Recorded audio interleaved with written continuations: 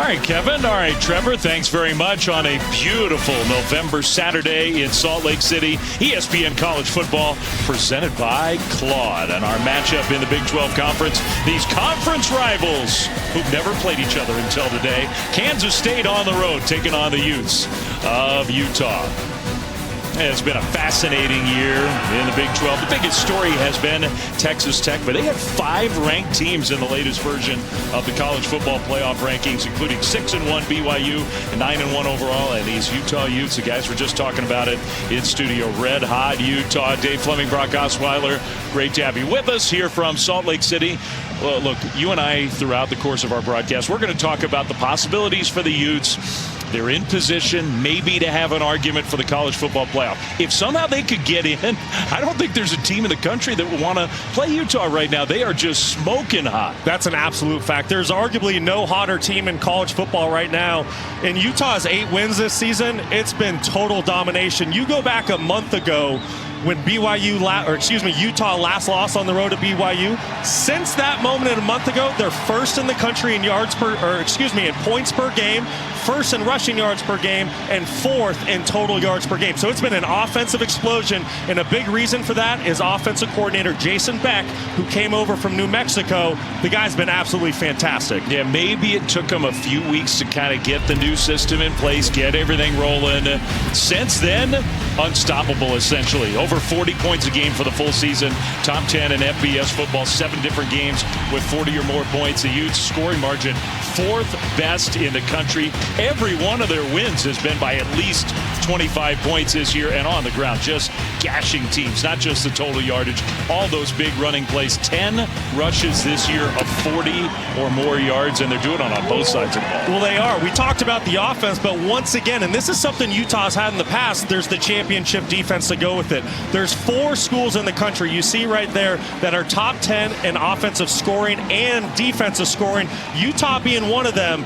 It's always kind of been the story here in Salt Lake. Can the offense perform the way the defense does? This year, it's been total domination on both sides of the football for the Utes. I think they're feeling like they have a chance to really finish this year with something special. Kansas State, they have their hands full today in Salt Lake City. We've got kickoff on ESPN from Rice-Eccles Stadium, which will be full in the daytime hours. No night game here in Salt Lake City this week for Kansas State and Utah. Dave Fleming, Brock Osweiler, Stormy Bonatoni is with us as well. And as we get ready for kickoff, let's send it down to Stormy.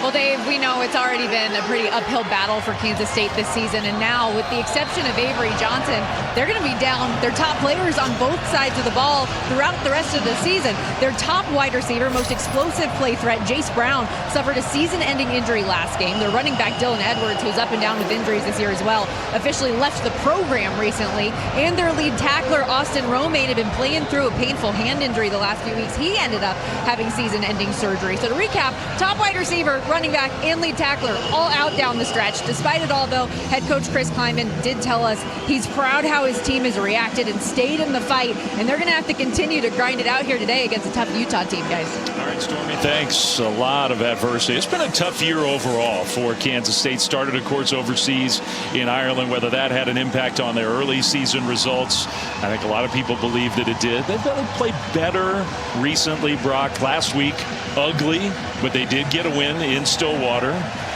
Yeah, nothing really pretty about the game a week ago. And you talk about the Kansas State season, you look at their record, 5-5. A lot of people around the country think that this is a much better Wildcat team. 3 of those 5 losses by just a couple points. It's been a really tough year for the Wildcats. Yeah, problem is now missing so many of those top players, as Stormy just detailed. But one guy they do have healthy is Avery Johnson, who came to Kansas State with so many accolades. He was one of the best quarterbacks in the country a few years ago, 2023 top 100 prospect.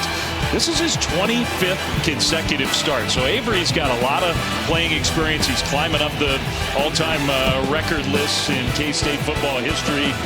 He's had a solid year, not always perfect, hasn't had a ton of help with playmakers in the run game, on the outside. He needs some help. And we'll see if he can get it here today as the Wildcats have the ball first to start this game. And a first play run to the left side, and Joe Jackson just had nowhere to go. And you know, just to finish a comment on Avery Johnson, you know, I just don't think the 5-5 team record really says, you know, the type of season he's had. Yes, he struggled mightily a week ago on the road at Oklahoma State, but he's done some good things. He's improved his completion percentage from a season ago. You see that, over 2,000 yards through the air, another 400 on the ground, and 24 total touchdowns. He just hasn't had a great supporting cast around him. 2nd and 11, first drive of the game for the Wildcats, and Johnson gets rid of it, and the ball's dropped. Well, to your point, Braden Lofton, that was right there, passed right in his hands, and that would have been a first down, a big play. Instead, it's going to be 3rd and 11. And just a critical error early in this football game. You have to stay ahead of the sticks. Great job by Johnson, recognizing the pressure, getting the football out. But you mentioned the drops. This is something that has plagued this offense all season long, and today at Rice-Eccles Stadium, a very tough atmosphere. You can't have those plays. And Chris Kleiman, we saw a quick shot of him, the longtime head coach in Manhattan, told us, if we don't lead the Big 12 in drops, I wonder who does. Now Johnson pressured and gets rid of it. Got hit as he threw the ball. Scooped up by Barton. He takes it in, but that's an incomplete pass. I'm certain of it, and they will blow the play dead. John Henry Daly got the pressure in. Well, communication has been an issue for this Kansas State offensive line. You go back to a week ago, they struggled against pressure with Oklahoma State, and this is just miscommunication. Who's going to block John Henry Daly? This is a guy that has 9.5 sacks, which is 7th best in the FBS. You better know where Henry Daly is. It looked like Kansas State was trying to set up some sort of screen, but you still have to get a hand on the defensive end before you head out. And now they're going to throw a very late penalty flag. Intentional grounding, optics number 2. The ball will be placed at the spot of the foul. The penalty includes loss of down, 4th down. And Chris Kleiman very unhappy with that penalty. It took him a long time to talk about it. They decide it was intentional grounding. And I think that's a good call by the officials. There is a running back in Joe Jackson somewhat in the vicinity, but the ball, it looks like, kind of hit 6 to 7 yards away from the running back. Pretty good call by the officials. But like I said, that is a mistake that could have been avoided if the offensive line just got a hand on Henry Daly as they work out for the screenplay. Sideline warning, Kansas State sideline. There's no yardage with this penalty. This is a warning. So I think Chris Kleiman just got warned on the sideline. We're less than a minute into this game, and already the things that we've talked about with Kansas State, a drop, a huge drop, a miscommunication along the line, Avery Johnson just not getting enough help, and they got to punt the ball to Utah. So on 4th and 20 and pressure on the punter, fair catch signal made outside the 40-yard line. So excellent field position for this Utes offense, which has been just about unstoppable lately. Why? Part of it is so unique to have 2 quarterbacks both playing at a high level. Devin Dampier, who has accounted for 2 or more touchdowns in 8 of his 9 starts. He has been the starter. Bird Ficklin, though, the young guy, the true freshman from Muskogee, Oklahoma. How electric is this guy? So many big plays on the ground. He's thrown it effectively when they've given him a chance. And so Dampier will start with Wayshawn Parker in the backfield, and they'll give it to Parker, a huge hole. Right side run. That's just happening over and over again with the Utah offense. It is. We talked about it in the open. This has been one of the most dominant offenses in all college football, and a big reason for that, it's the 3-headed monster in the backfield. Not only is it Devin Dampier, it's Bird Ficklin, like you just mentioned, but Wayshawn Parker's been fantastic as of late. The last 3 games, he's gone over 100 yards from the backfield. They direct snap it to Parker, who kind of faked a jet sweep off the Wildcat look, and then just ran it straight ahead for a Utah first down. So you have a 3-headed monster in the backfield. You have a fantastic offensive coordinator in Jason Beck, but then look at the offensive line. You have 5 guys that returned last year as starters. You have 2 offensive tackles that are going to go in the first round of the NFL draft. This is a Joe Moore Award semifinalist group. That pass from Dampier high and off the hands of Dallin Bentley, the tight end, incomplete. So when you really combine all of those things, where's the weak spot with this Utah offense right now? You can't find it. They have fantastic tight ends. Ryan Davis at the wide receiver position, who also transferred over with Devin Dampier from New Mexico, having an excellent year. This is a high-flying, potent offense, and it's going to put a lot of stress on Kansas State today. He's going to give it a little fly sweep action, and beautifully defended by Kansas State. Man, what a play that was in the open field. The tackle for Daniel Cobbs for a big loss. Well, a big part of this game defensively for Kansas State is going to be the nickelback position. You're going to see it right here with Cobbs, and he has to set the edge. Otherwise, Daniel Bray, who got the football, I mean, he can take any football the distance, just a little over. He's a really fast track kid, 10-300. So great play by Daniel Cobbs to set that perimeter edge and force the 3rd and long. 3rd and 15, which, as good as Utah's offense has been, they're not really equipped for this. Dampier is going to keep it. Dampier trying to bounce it outside. Back into K-State territory. It's going to be 4th down and about 7 from inside the 45. We'll see. Well, this is interesting. You see a little bit of hesitation on the sideline. It's too far for a field goal. Obviously going for it here on 4th and 8 wouldn't be the best decision. I think Kyle Whittingham wants to play the field position game early and try to punt this ball and pin Kansas State deep. Ryan Phillips, the punter, with the flowing locks out of the helmet. We'll try to put K-State's offense in a bad spot here. Sterling Lockett, we believe, is going to do most of the punt returning today. Fair catch made by Lockett at the 15. And that's where Kansas State's offense will get the ball back. Beautiful day here on the Wasatch Mountains in Salt Lake. Well, for Kansas State, part of the frustration of this 2025 season is the expectation level. They were a top 20 team coming into the year, ranked preseason number 17. They went over to Dublin. I mean, it was a cool scene. It was a good experience, but you lose the game, and then a little hangover. They lost 3 of the next 5 games, and they were close losses, some bad luck mixed in. They have played better since. Their only loss to number 13, Texas Tech, number 13 at the time, higher than that now, and they were competitive with Texas Tech in Manhattan. So it's not like it's been a totally lost year as they get the ball for the 2nd time now here in Salt Lake City. But the challenge today, Brock, is, and they complete their first pass of this drive without so many of those playmakers and the big weapons that they thought they would have. What's the formula? What's the recipe for pulling off an upset today? Well, it's not going to be pretty, Flem. If Kansas State's going to do anything here offensively today, it's just going to kind of have to be a ground and pound, kind of an ugly football game. I think early on in the game, you have to be willing to take those 2-3 yard carries, because the key to the whole thing for Kansas State is being in 3rd and short so Avery Johnson's legs can be a factor. Play fake, and then Johnson and his receiver were not on the same page. He just airmailed Jerron Tibbs out of bounds. It's 3rd and 5. And we've already talked about it. Kansas State, going back a week ago and early on in this football game, it's communication. And you can tell Avery Johnson just not on the same page with Tibbs. Avery thinks his wide receiver's going to run a go route. Instead, he sits it down. Communication is going to be paramount today for the Wildcats. They need to clean it up. Communication with the noise of Rice Eccles. It was interesting talking to Chris Kleiman because he's never been here before. And John Henry Daly, 9.5 sacks on the season. You have to know where he is at all times. He's getting into the backfield. That's where he is. Johnson slings it out, and that pass is caught for a 1st down. Tibbs held on to this one. That was a good play by the quarterback. Really nice job by Johnson navigating the pocket. The thing I love most, he gets the pressure from Henry Daly, but watch how he keeps his eyes up, keeps him downfield, and that's why he's able to pick up a 1st down for his offense. Really nice play by Avery Johnson.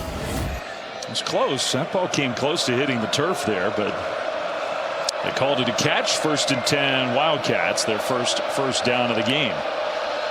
Jackson to the backfield. He'll get the carry. Bounce it left side, and now a big gain across the 40 to midfield, and still going all the way down to the 30-yard line. The explosive run plays, which just have not been there very often for K-State. That's a huge one. Excellent job by Joe Jackson being patient. He gets the defense to commit inside, and then he bounces it outside with a great jump cut to pick up an explosive gain for Kansas State. This is exactly how Kansas State needed to start the game a week ago on the road against Oklahoma State. Their first 4 possessions resulted in 4 punts. So this is a good sign if you're a Wildcat fan. 44 yards on that run play, well into Utah territory. 1st down from the 30. Jackson still in the backfield, and he's going to get another carry, and this time John Henry Daly drags him down for a loss. Well, not only does John Henry Daly affect the pass game as a pass rusher, but you can see the tenacity that he plays with off the edge, hawking down the running back from behind. Fantastic instincts for Henry Daly. It's a pretty cool story, isn't he? He's sort of a self-made player, not a guy who's going to pop off in terms of the measurables and the just pure athleticism. He just turned himself into one of the better defensive players in the country. That's right, Flem. A young player that wasn't really seeing much playing time a year ago, met with defensive coordinator Morgan Scalley, and now he's made a huge difference with an offseason of improvement. K-State, another mistake up front.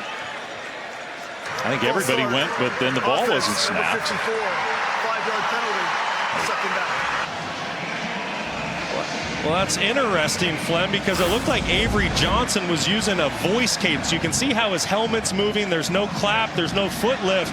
This is way too loud of an environment to try to use your voice from shotgun. Offensive line wasn't able to hear him. They jump off sides. We asked Avery this week about that communication, about how to account for the crowd noise. He even was telling us some stuff about how he's got to be louder inside the huddle to make sure his teammates can hear. Handoff and squirting through out into the open field, cutting it back left. Antonio Martin, touchdown. Wow, what a run from the second stringer. 37 yards, at Kansas State is on the board first. What a drive by the Wildcats, and an even more impressive run by Antonio Martin. His offensive line did a terrific job of winning level one. Martin Jr. stayed patient, and when the hole opened, ran through it and hit his head on the goalpost. Very impressive by the Wildcats. Wow. A run of 44 yards and then the touchdown run of 37. Two explosive plays on the ground for K-State. Luis Rodriguez, extra point. And that is up and good. What did Chris Kleiman say to us about Antonio Martin? I think he might be able to help us this week. And we saw it on that last play. Rice-Eccles Stadium right now is silenced and in shock. Kansas State up early, 7-zip. Football is presented by Claude, the AI for problem solvers. It was quite a distinguished list of Utes seniors going through the senior day ceremonies before the game, including all 5 starters along their outstanding offensive line. Lander Barton, who's been a true great here. His family so connected to this program. They love their seniors. They love their Utes here in Salt Lake City. And it's a team that has a lot to play for, and yet they are down 7-0. Still very early.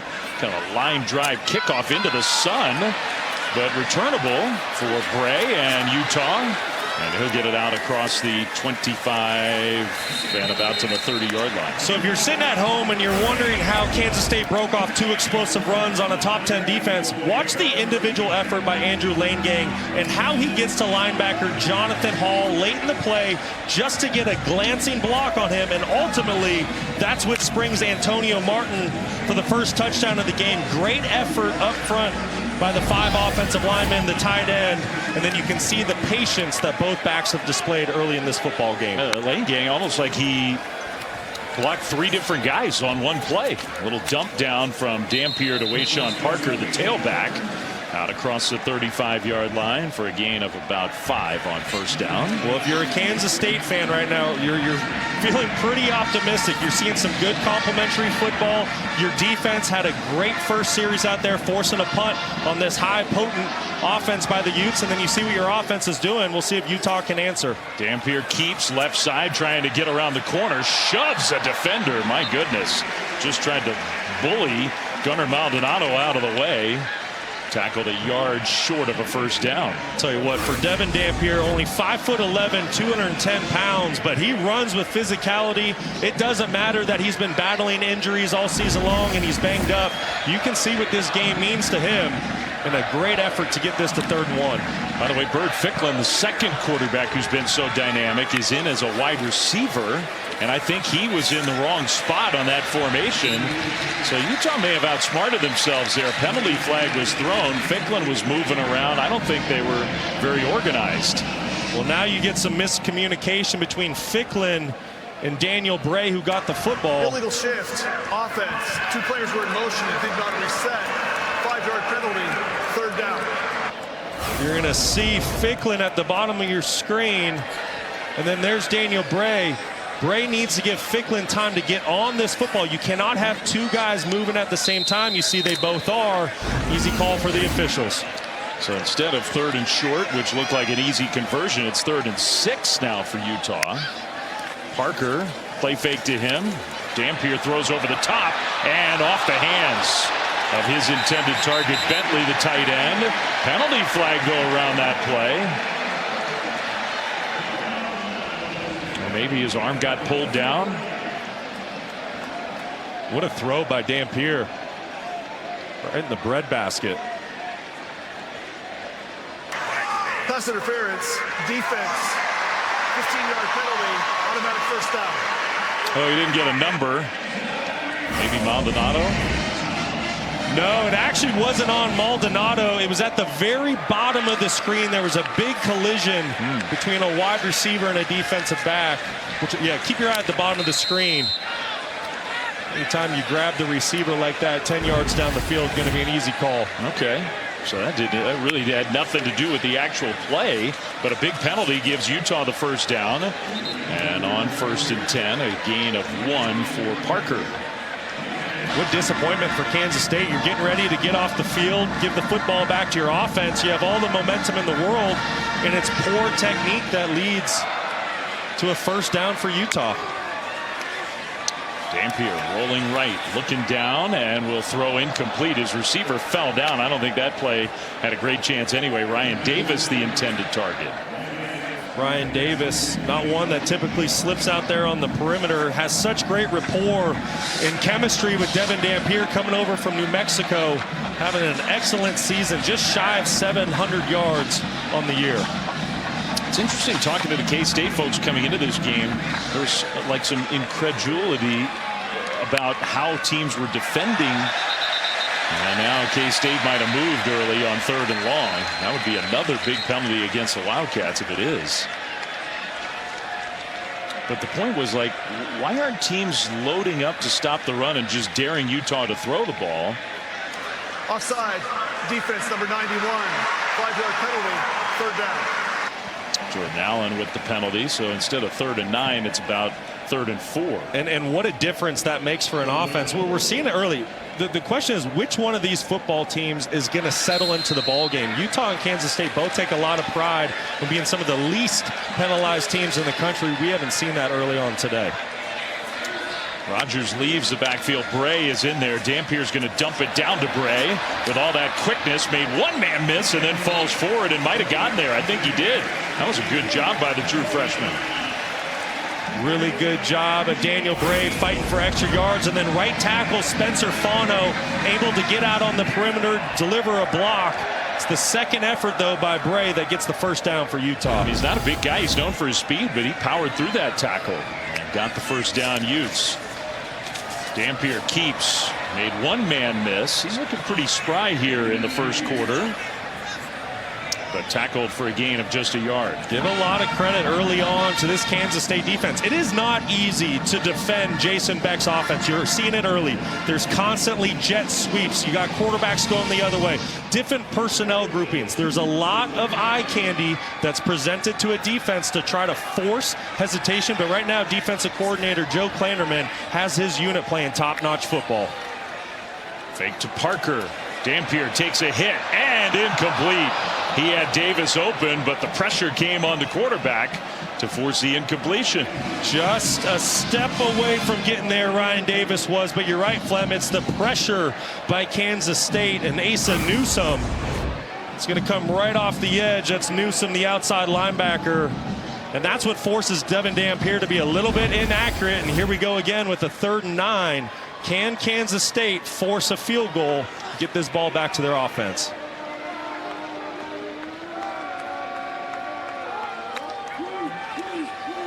Dampier trying to scramble. Dampier is going down. Now Kansas State, and here come penalty flags in. Maybe a late hit on the quarterback. I mean, Kansas State, the penalties on this drive just are killing their chances. They've made some good plays, and it's just unnecessary. 52 right there. Ryan Davis comes in with the late hit. Personal foul, late hit with targeting. Defense number 52, 15-yard penalty, automatic first down. The previous play is under further review. I mean, if you're going to beat a really good Utah team, you have to start by not beating yourself. And right now, keep an eye at the top of your screen as 52 comes in. I mean, that is just way too easy for the officials. It's not a smart play. It's unnecessary. It's clear as day that Dampier's going down. And now the best pass rusher for Kansas State is more than likely going to be ejected for targeting. I mean, he definitely launched. I think he's defenseless in that position, isn't he? I mean, I would think they would probably uphold that targeting. Play was clearly over.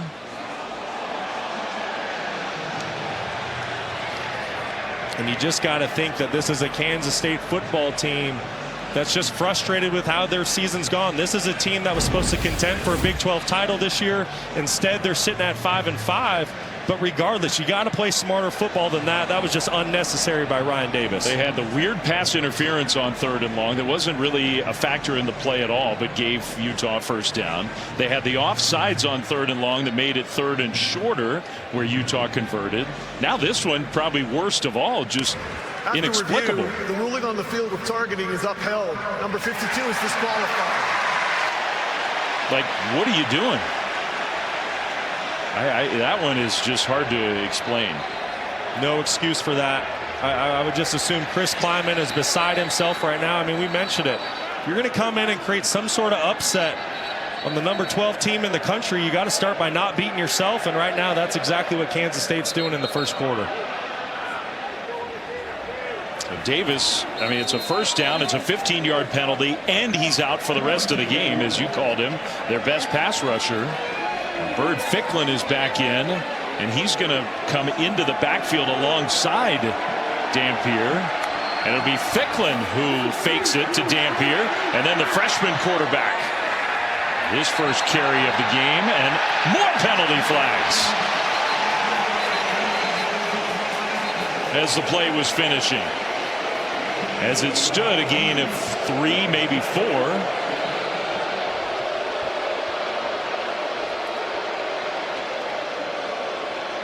This might be a face mask call on Kansas State.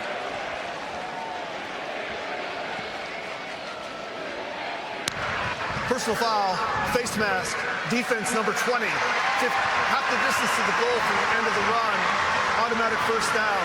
Number 4 can remain in the game because the helmet was involved with the penalty. Ralph Ortiz committed the penalty. It's just poor technique. You know, you've had some self-inflicted penalties, and then you've had poor technique penalties early by Kansas State. This is one of the most mistake-filled drives I can ever remember for a defense. 45 yards of penalties on this drive alone, and that's going to lead to a touchdown.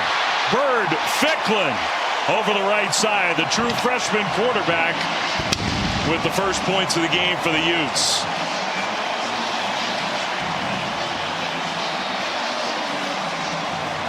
I'm kind of at a loss for words as to how that drive unfolded. Just one penalty after another against Kansas State, gifting Utah the field. And that's not what Kansas State has done under Chris Klieman. I've mentioned it earlier, one of the least penalized teams in the country. Very uncharacteristic of the Wildcats. Extra point is up and good. And that ties the game. Yeah, what an outstanding year Bird Ficklin has had. We talked to his head coach yesterday, said no situation has been too big for the true freshman. Great answer by Utah. We're ready to rock. Here without snow up in the mountains. Dave Fleming, Brock Osweiler, Stormy Buonantony tie game 7-7 first quarter. Number 12 Utah and Kansas State. Devon Rice is going to watch it sail over his head, so that's a touchback as the Kansas State offense comes back on the field. An update in studio with Kevin Connors. Flem, it's time for the AT&T countdown to the CFP National Championship. A little gadget play. Mayava to Lemon to Hines for USC. And no one was fooled. There's pressure on the way to pressure Lemon, and then Hines was well covered. It just was a perfect throw and an outstanding catch. A Chinook touchdown. It's tied for 14. All right. Yeah, that kid can play, man. I'll tell you what, Malachi Lemon, what a year he's had. So Avery Johnson and the K-State offense back on the field. Jackson is going to pitch it. A little reverse play with some speed out there. And another good play on the ground. That's Sterling Lockett all the way outside the 40 to the 43. A gain of 19. Well, on the edge, Trey Reynolds, he's going to come from over here at 37. Just gets fooled with the reverse play. You're going to see him try to run down Jackson. Loses sight of the football. Allows for Moss to come back the other way. And right now, offensive coordinator Matt Wells, he's done some really good stuff to kind of control the tempo for Kansas State early on in this game. That's 3 big plays on the ground for Kansas State already in this first quarter. Johnson back to pass on first down to the left sideline, shows off all that arm strength. He's got a lot of it. Finds his big tight end Garrett Oakley. That's a really nice throw by Avery Johnson, on time and inside the pocket. That's something that Wildcat fans really wanted to see Johnson improve upon this year. I think he has. Last year he was a sub 60% completion quarterback. This year he's 60% plus. Great throw and catch by Garrett Oakley. You know, I enjoyed our conversation with Avery Johnson this week. He seems like a guy who's growing into the responsibility of being the quarterback in his home state with all the pressure that's been put on him over the last couple of years. He will hand it off. No, he kept it, and he gets dragged down on second and short. A big loss.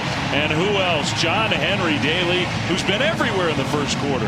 Henry Daly, excellent play off the edge, not taking the bait at all. Just comes flying off the edge. Fullback misses the block, but it's Henry Daly in his eyes. He keeps his eyes on the football the entire time. He knows Avery Johnson has the ball.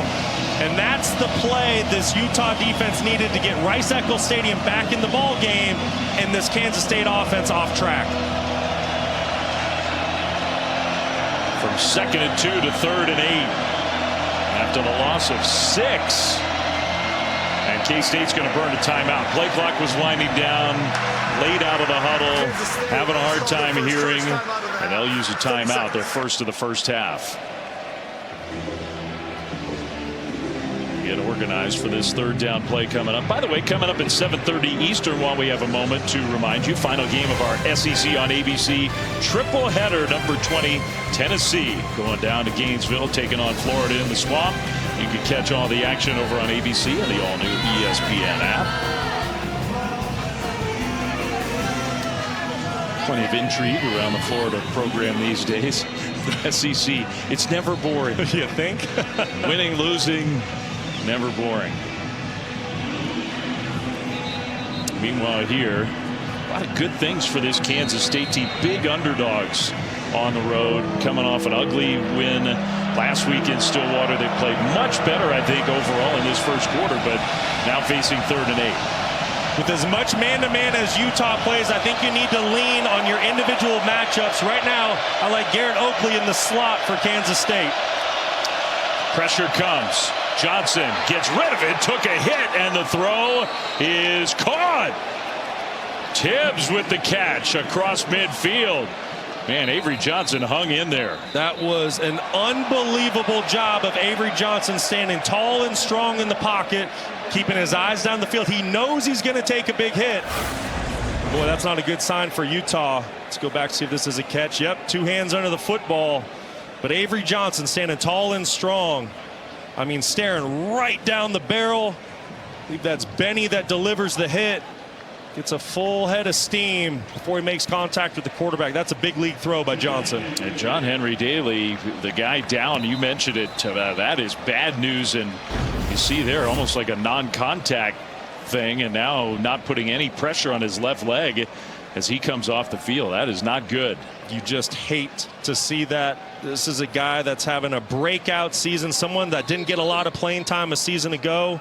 He has 9.5 sacks on the season, which is 7th best in the FBS. Hopefully he's able to go to the sideline and get back in the ball game later. That would be a big loss. He has been their best player on the defensive side already. 4 tackles, 3.5 tackles for loss, and 2 sacks in this game already. It's the first quarter. Wow. But he's on the sideline. Jackson in the K-State offense. Next is quarterback Avery Johnson. He switches sides. He'll get the carry and cuts it back, makes a man miss, out into the open again. Jackson inside the 20, another big gain on the ground. Smith Snowden finally tackles him. Now that goes for 33 more yards. This is really impressive by the back right now, Joe Jackson and his offensive line. This is a football team coming into today's game. They've really struggled to run the football with any sort of consistency as of late, and especially to find explosive runs. Already the 3rd explosive run on the day for the Wildcats. Great effort by Jackson. Runs of 47, 38, 18, 33. And Antonio Martin, who had that long touchdown run in the game. Johnson under center for first down inside the 15. Martin gets it, and he cuts inside with a nice move. Man, the running backs for Kansas State are making Utah tacklers miss. Jonathan Hall finally got him to the ground, but another nice run. It's a really beautiful run by Antonio Martin Jr. I love how he's a one-cut back. He sees the hole, gets his foot in the ground, gets vertical. You can see the stats. Season, 137 yards on the ground, already 121 today here on the road against a really good Utah defense. They're averaging 13 yards a carry, Kansas State, in the first quarter. That's a wow. Martin stays in alongside Johnson. Extra tight ends on the left side. And they'll hand it off. No, a play fake. Going to the end zone. Caught. Touchdown, Oakley. What a catch by the tight end. And Kansas State goes back ahead. The offense is humming here on the road in the first quarter. Garrett Oakley, he's been the go-to guy in the red zone this season for Kansas State, and rightfully so. 6'5", 250 pounds. He's a mismatch with very soft hands. Really like that play design by Matt Wells. And Kansas State, they're here to play today. 13th career touchdown for Oakley. Chris Kleiman, was he on the turf? Penalty flag thrown. He already got warned for being out on the field. So it's almost like, was Kleiman apologizing? Receiver downfield. Offense number 56. 5-yard penalty. First down.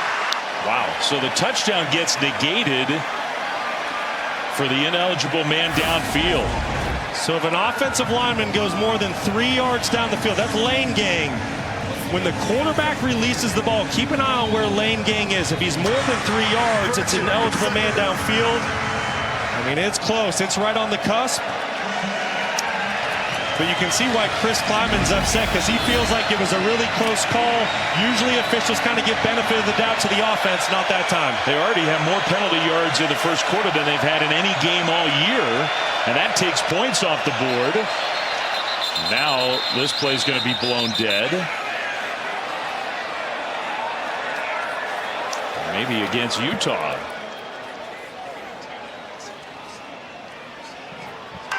Offside, defense, number 98. Half the distance to the goal, second down. Alex Vakalahi. Yeah, just inside, getting a little head start. You can see it looked like Avery Johnson might have been trying to work a hard count. You can see his head bobbing. That means he's using his voice as well as the clap, clearly getting the big defensive tackle inside to jump off sides. So 2nd and 4, they can get a first down. Jackson back in the game. Johnson under center. They'll give it to Jackson. And nowhere to go. He gets swallowed up at the 5, maybe got a yard.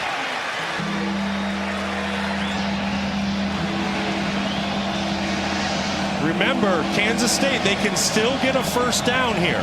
There's still an opportunity for that, so don't be surprised. I think they're probably going to let the clock run down and get to the end of the quarter and discuss this on the sideline, but they might keep it on the ground here in order to try to get it to 4th and short or just pick up a fresh set of downs.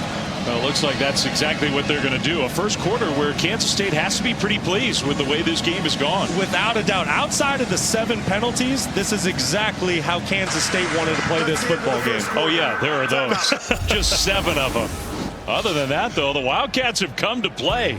And the ground game has been explosive. That's what we've been saying lately about. It's off the board. They lead to points on the other side as well. How stressful has this been? Well, we're playing hard. We're playing physical. We got to get rid of the flags a little bit. Some of that's on us. Some of that they got to let us play a little bit. But I'm proud of our guys, man. We're trying to play big boy football here, being able to run the football at them and trying to make this a 4-quarter game. And our kids are ready to play today. Thanks for this. You bet.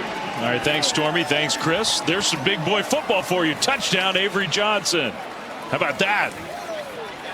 First play of the second quarter in Kansas State. Those points came off the board with the penalty. They put them right back on there on 3rd down. I'll tell you what, Kansas State came to play today. Nobody in the country, when you looked at things this week, gave a 5-5 Kansas State football team any chance to come into Rice-Eccles Stadium today and pull off the upset. I know it's early, but this is a football team playing really good complementary football, both offense and defense right now. So beautiful play design, extra point up and good, and Kansas State is ahead 14-7. Their super athletic quarterback Avery Johnson takes it in. And he put that athleticism on full display. If you account for the quarterback with the defensive end, he's going to make you pay. Utah played man-to-man. Nobody was accounting for the quarterback, just a basic read off that end.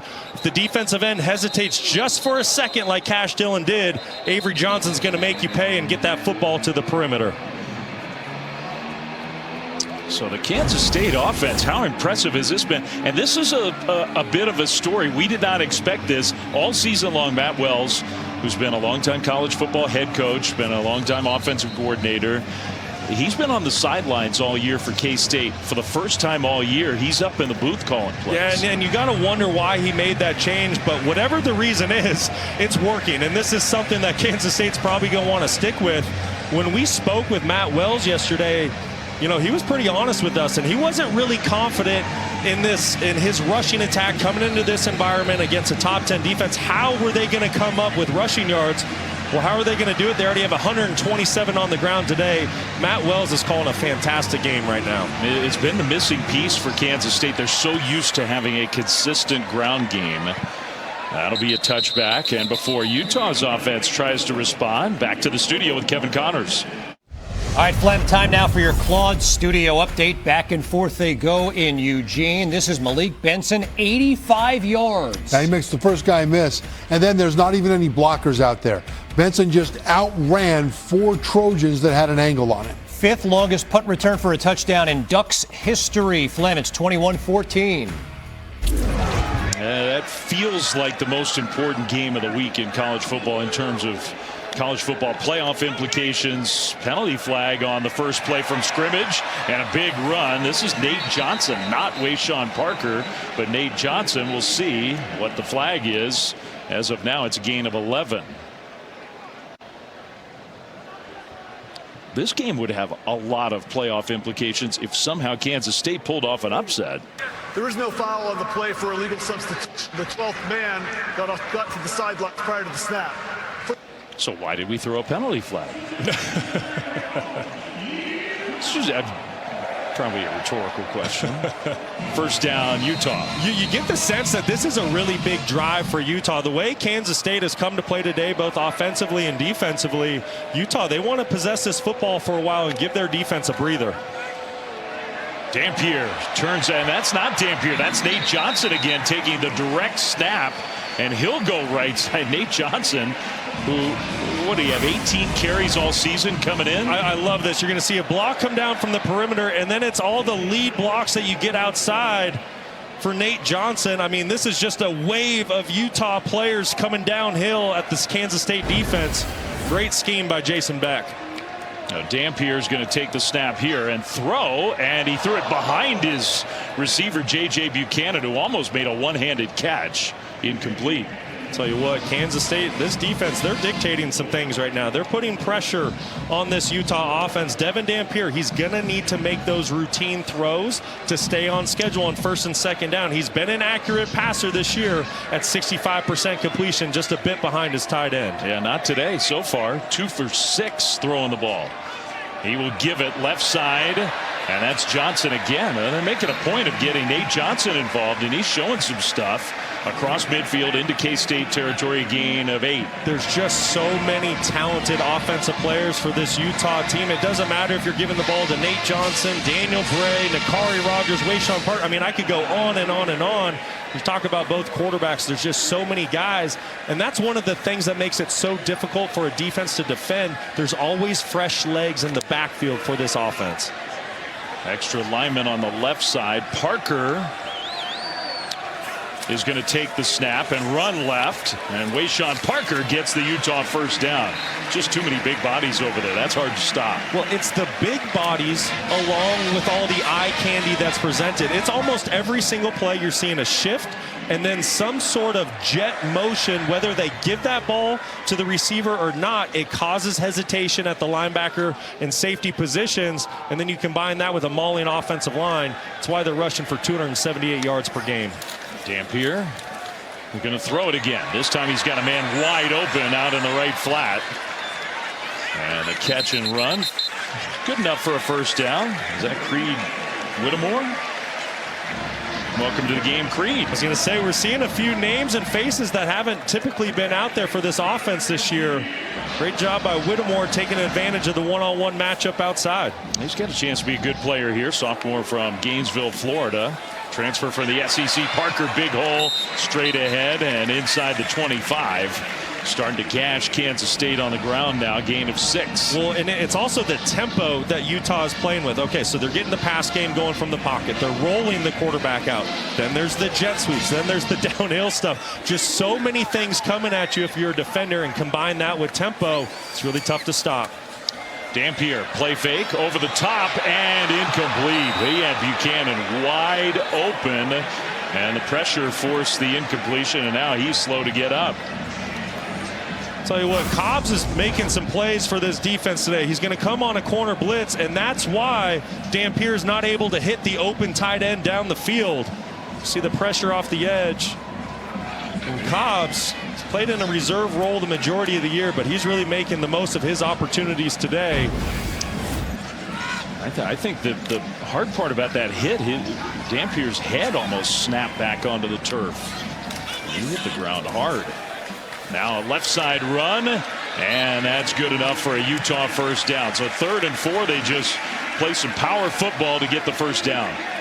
Power football at its finest. That offensive line, I tell you what, they are just dictating this football game right now with their strength and power. Watch how they're just moving that Kansas State defensive front.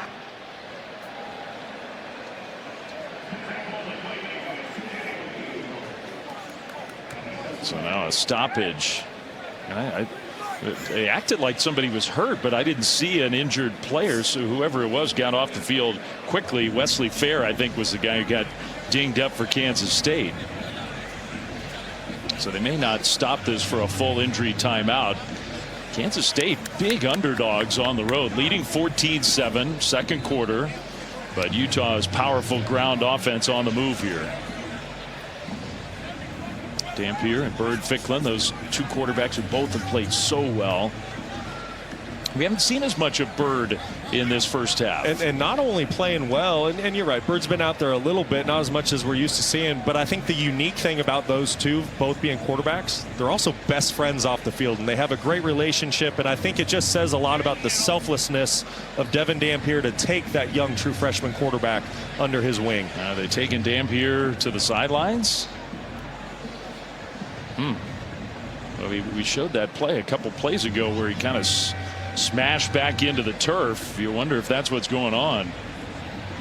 So his best friend is going to have to take the field here, it looks like.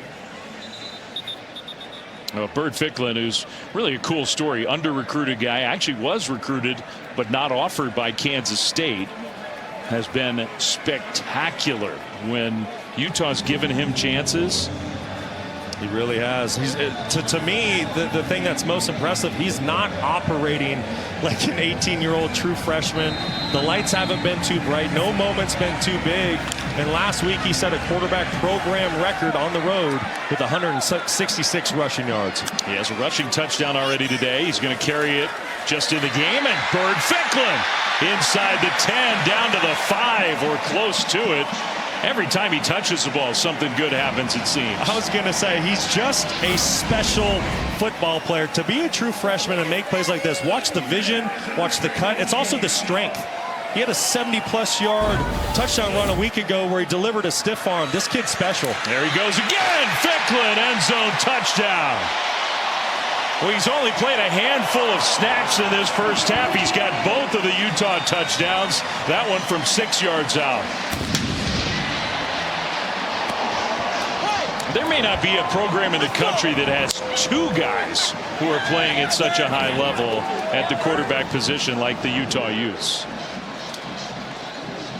That is a good problem to have if you're a head coach. No kidding. Which talented quarterback do I want to play? Devin Dampier, Bird Ficklin. And I think the most impressive thing about the two of them, neither one cares. They just want to see their team have success and win ball games.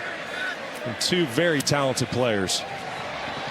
Well, the ground game on both sides has been impressive in this first half. This time, the true freshman QB. Well, second touchdown, but he got a couple great blocks. One by Wayshawn Parker, his left guard Togi. Utes answer, tie ball game here in Salt Lake.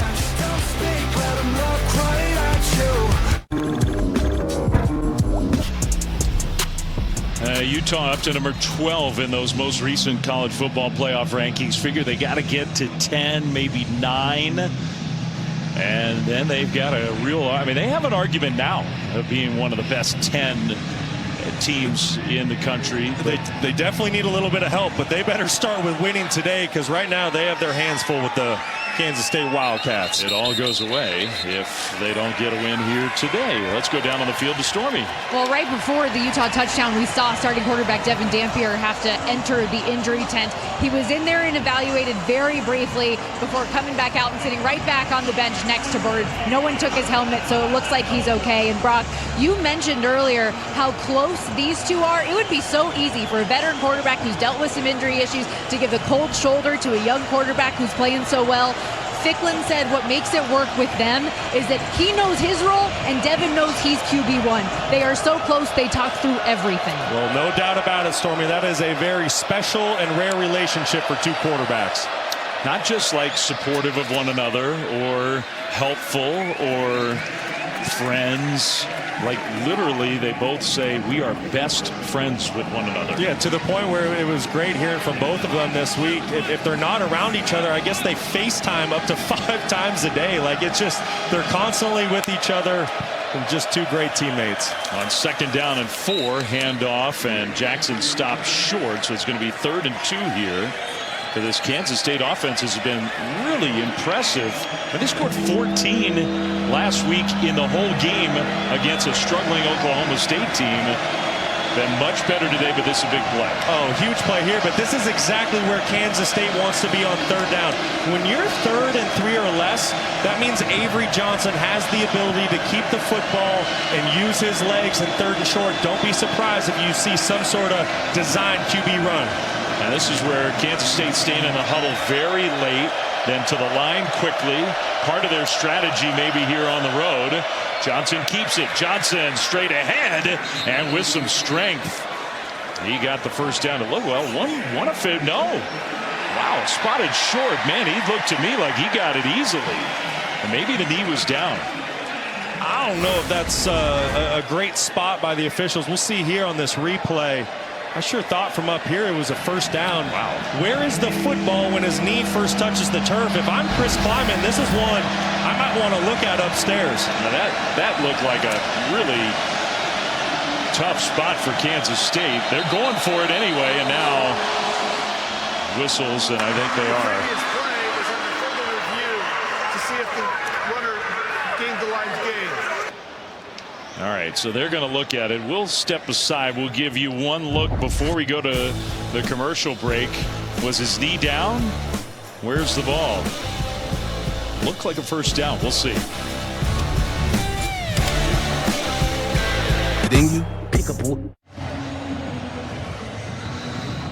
Well, Cal Me is very surprised. They upheld the spot on the field. It looked to me like Avery Johnson clearly had the first down. You got to get right to that 35. Knee down there. I mean, isn't the ball a half a yard ahead of the 35? Well, I sure thought so. And I understand you need clear and obvious, indisputable video evidence to overturn it. And I thought we had it there.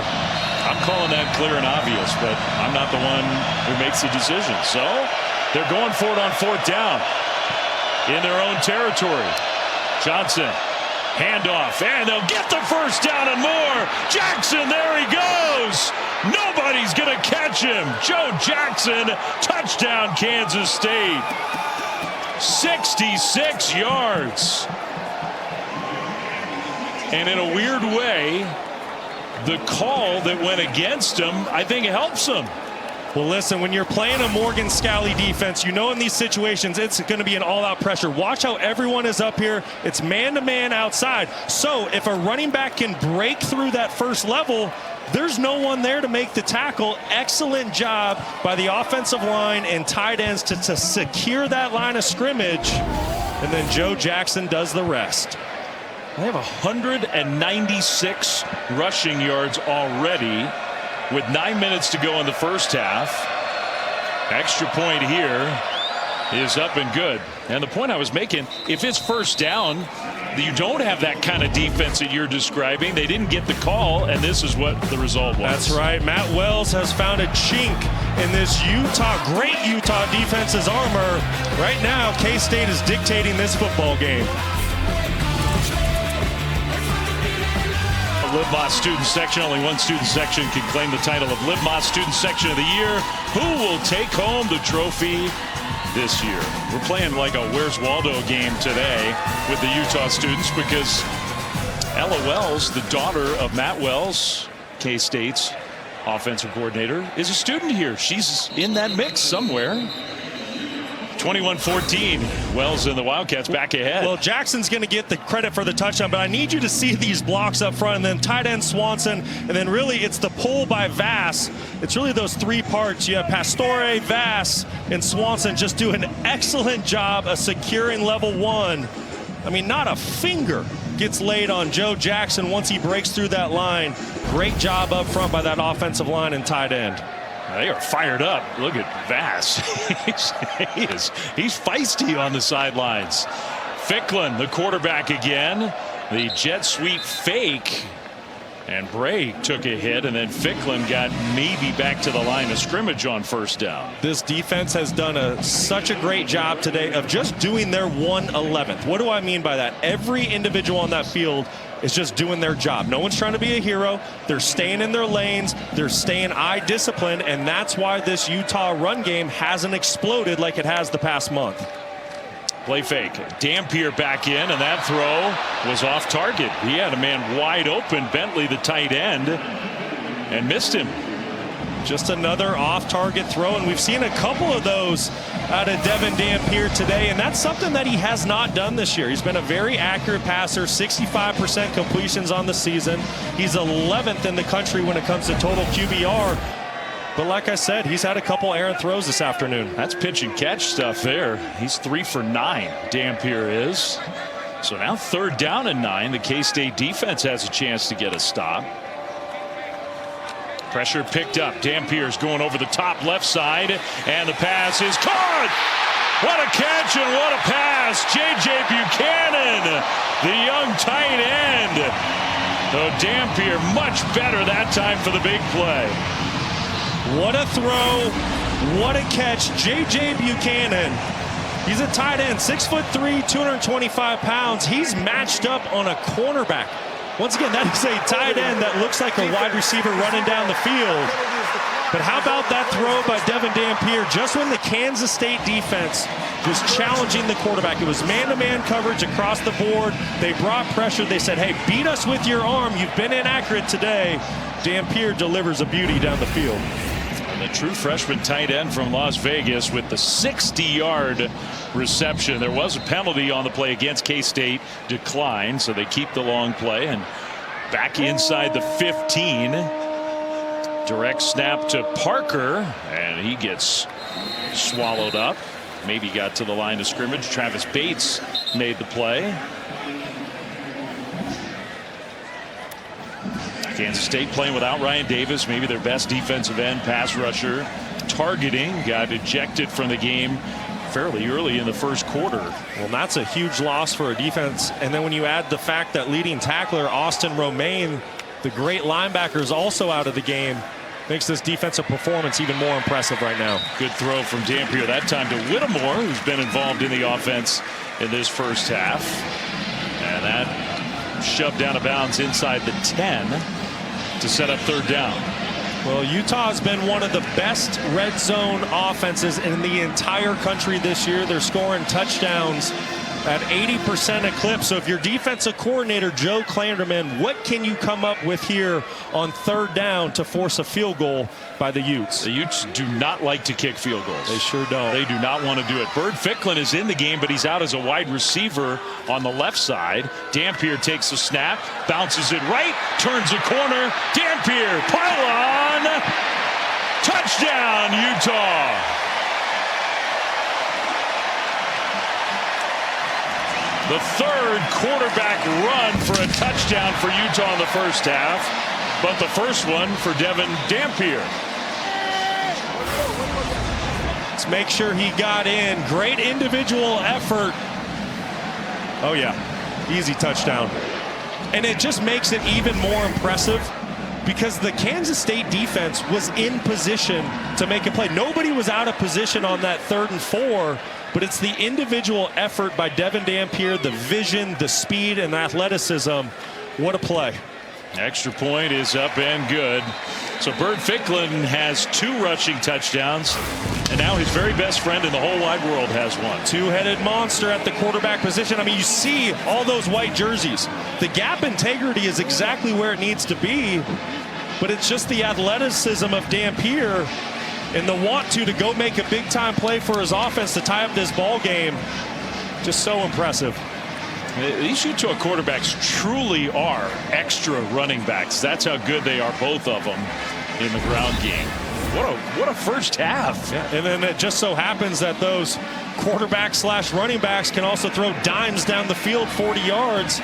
And now you're seeing why in the last month of football, this Utah offense has led the nation with 51 points per game. They're just so explosive. Last week they went to Waco. Now Baylor is a team coming into the year expected to be a contender in the Big 12 Conference. Utah went to Baylor and rushed for 380 yards. Yeah, and Bird Ficklin, he was 166 of those. Set a school record for most rushing yards by a quarterback in a single game. And whether it's Dampier, whether it's Ficklin, Wayshawn Parker, it doesn't matter. This offense can score anytime and from anywhere. Back and forth we go. We still have 6:51 to go in the first half, and it's 21-21. With more than 400 yards of offense on both sides. How about time for our Never Settle, brought to you by State Farm. Well, how about this Wildcat rushing game today? This has really been an area of worry for this football team this year, but not today. 196 rushing yards already here today in the first half. It doesn't matter if it's Johnson, it doesn't matter if it's Joe Jackson or Antonio Martin. All 3 of them have been big-time contributors. I think you need to give a ton of credit to the tight ends and offensive line because right now they are opening up gaping holes. Runs for 47 yards, 37 yards, 33 yards, 66 yards. Jackson gets it again, hits the hole, and gets dragged down close to the 30-yard line. on the first play of this drive after Chris Kleiman said to us, you know, the missing piece for us has been no explosion in the run game. Yeah, well, I would say Matt Wells figured that out today. You can see that explosiveness. And remember, this is an offense a week ago that went on the road to an Oklahoma State team that's really struggling. And their first 4 possessions of the game were all punts. Certainly not the case today for Kansas State. Defensive player Jackson Benny, who's been a really good performer on the defensive side, already missing John Henry Daly. Now Benny goes to the sidelines. Utah's defense getting a little beat up here. That sort of late break out of the huddle. Johnson takes a snap, throws middle, and off the hands of his tight end. That's Will Ancio. You know, Dave, you've talked about the late break out of the huddle for Kansas State a couple times now today. The reason why they're doing that is they don't want to give defensive coordinator Morgan Scalley time to try to evaluate what this Kansas State offense is trying to do and then make adjustments. So I love what Matt Wells is doing. He keeps his offense in the huddle, late breaks, so this Utah defense cannot make adjustments. Utah's defense trying to make adjustments right now on 3rd down and 5. Johnson in the pocket. He'll throw, and it's incomplete, but the penalty flag is thrown, trying to hit his tight end Oakley, who almost got clotheslined as the ball was on the way. It's going to be on Teo Johnson trying to cover the big tight end, and man coverage, just poor technique, gets out of position and puts a hand out. Pass interference, defense number 5. The ball will be placed at the spot of the foul, automatic first down. Like I said, Teo Johnson, he knows he's beat early in the down, so rather than giving up a big play, he's just going to grab and hold the tight end real quick. Some might call that a heads-up play, just so you don't give up a bigger one. I think that would qualify. So 1st down, Kansas State.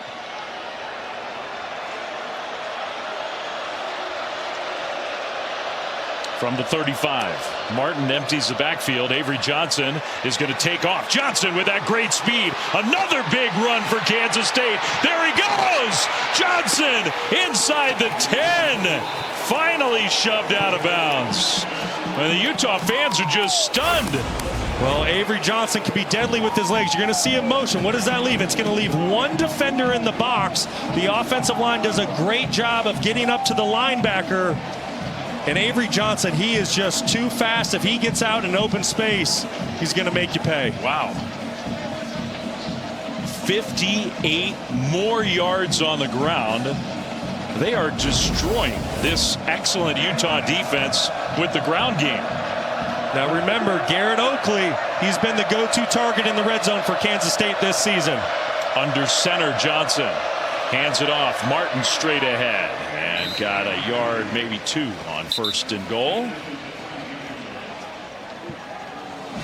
It's sort of hard to Johnson catching his breath with a little smile on his face. That was a long run for the quarterback. They already have. It's the first half with 5 minutes to go. Unbelievable. They have 261 rush yards. This is what the Utah offense has been doing to opponents lately. Kansas State really struggling to rush the football as of late, but today putting on an absolute clinic.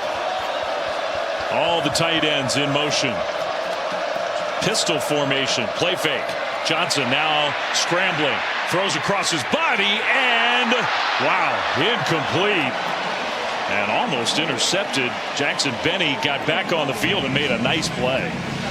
Good play by Benny. I thought he got away with a little bit of contact early in the down, trying to cover the big tight end. But excellent job fighting back late in the down, getting a hand on the football, and almost made a big-time interception. So now it's 3rd and goal. You got to wonder what Chris Kleiman's thinking. Did he tell Matt Wells that this is 4-down territory? If it is, don't be surprised if Kansas State keeps the football on the ground. If it's not, once again, Garrett Oakley's going to be the go-to target. And with the play clock winding down, smart timeout, I think. Under 5 minutes to go. Johnson is a little cranky. He wanted that play a little faster, but used the timeout because this is a big play coming up. Tie game late in the first half. Well, tomorrow, 10 a.m. Eastern on ESPN, you can catch NFL Countdown lots to talk about live coverage. In fact, tomorrow from Arrowhead, Rams saved Baker Mayfield's career. It's kind of an intriguing story. It doesn't sound right, but it's true. You got Moss, Randy's best catches of the week. That's NFL Countdown tomorrow. Then Monday, you got the Panthers and the Niners from Santa Clara on ESPN. Peyton and Eli will have the all-cast on ESPN2. Panthers, Niners, the Christian McCaffrey Bowl on Monday night. Yes, it is. Going against his former team. This is a really big situation for Kansas State. You have Utah somewhat on the ropes. I think you have Utah surprised. I don't think anyone expected this to be a 21-21 ball game here in the second quarter.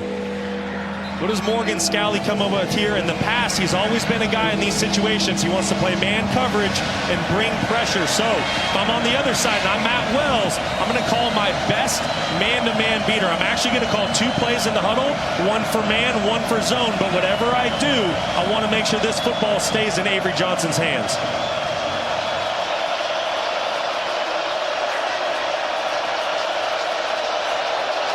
That's that tight end on the left side. Johnson looking right and incomplete. Little slant pattern trying to hit Lincoln Cure, a very talented young tight end. It's 4th and goal, and it looks like the field goal team's coming out. Boy, I thought that was a pretty good throw by Avery Johnson, giving his true freshman tight end a chance to make a play. Good coverage outside, and what a stop by Utah to hold Kansas State to a field goal here. Yeah, good camera shot there of Chris Kleiman. He was ticked off that they didn't punch that one in. In a game like this, touchdowns very valuable. Luis Rodriguez going to try to put 3 on the board. Short field goal, just 22 yards, is up and good.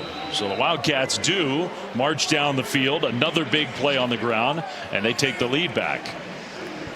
So 24-21 Kansas State. Let's go down for an injury update with Stormy.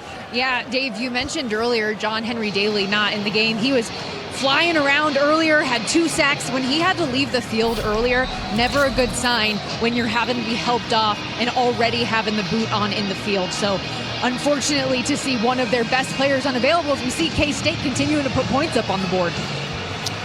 I mean, he was everywhere in the first quarter. He's having just an all-American kind of season. And yeah, the shot of him being held back to the locker room with that boot on the left foot, not good. You just hate to see it. Breakout season for Henry Daly. 11.5 sacks on the year after his 2 today. And he's a semifinalist for the Chuck Bednarik Award, which goes to the most outstanding defensive player in the country. That's how impactful he's been for this defense this year. You hope he's able to get back out there relatively soon. Meanwhile, just I mean, really a fascinating first half here, and not at all the way that anybody would have figured this one would play out. Daniel Gray back to receive, hoping for an opportunity. Instead, it's a touchback. Well, Brock mentioned the possibility of an award, our college football award spotlight, brought to you by the Home Depot. We'll shift to the offensive line, and Spencer Fano, the Outland Trophy semifinalist who has started 35 games in his career, top 10-ish NFL draft prospect. What a player. Oh, just an outstanding player. You see it right there. Started 35 out of 36 career games. He's been on the football field since an 18-year-old true freshman, and more than likely he is going to be the first offensive line taken in the upcoming NFL draft. At Home Depot College Football Awards show on Friday, December 12th, 7 Eastern on ESPN. Utah's offense back on the field, and here we go again. Man, both offenses right now are rushing the ball beautifully. 12 yards for Dampier. You're starting to get the sense that defense isn't even out there on the field. It's like an offense playing against air, but you just need to give so much credit to the offensive line, the blocking on the perimeter by the receivers and tight ends. I mean, I don't think anyone laid a hand on Dampier until he was 10 yards down the field.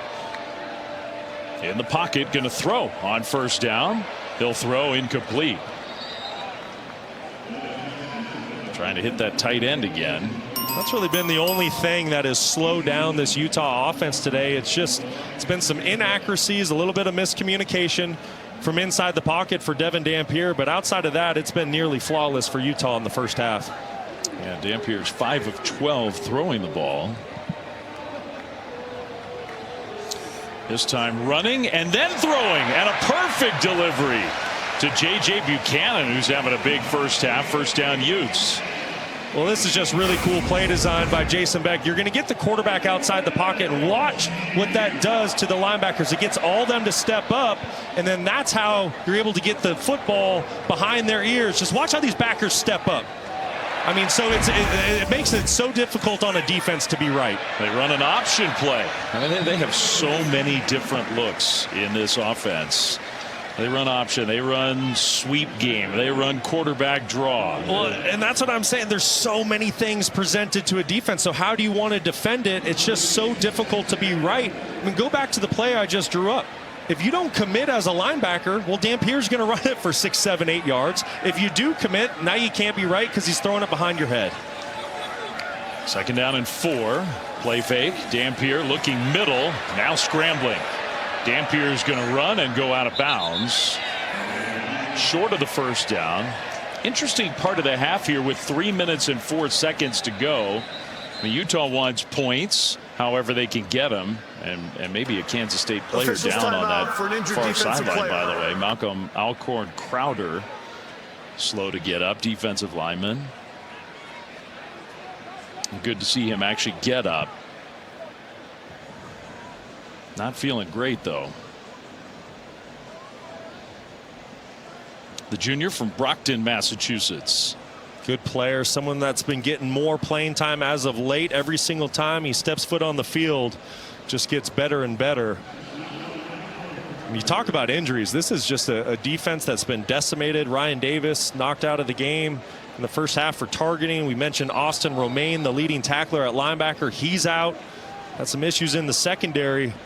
So they're thin right now. Hopefully Malcolm's all right. 3rd and 4 coming up here for Utah. And how critical is this? Because if you're Utah and you don't pick up this first down, now you're giving Kansas State an opportunity with plenty of time before half to go get more points.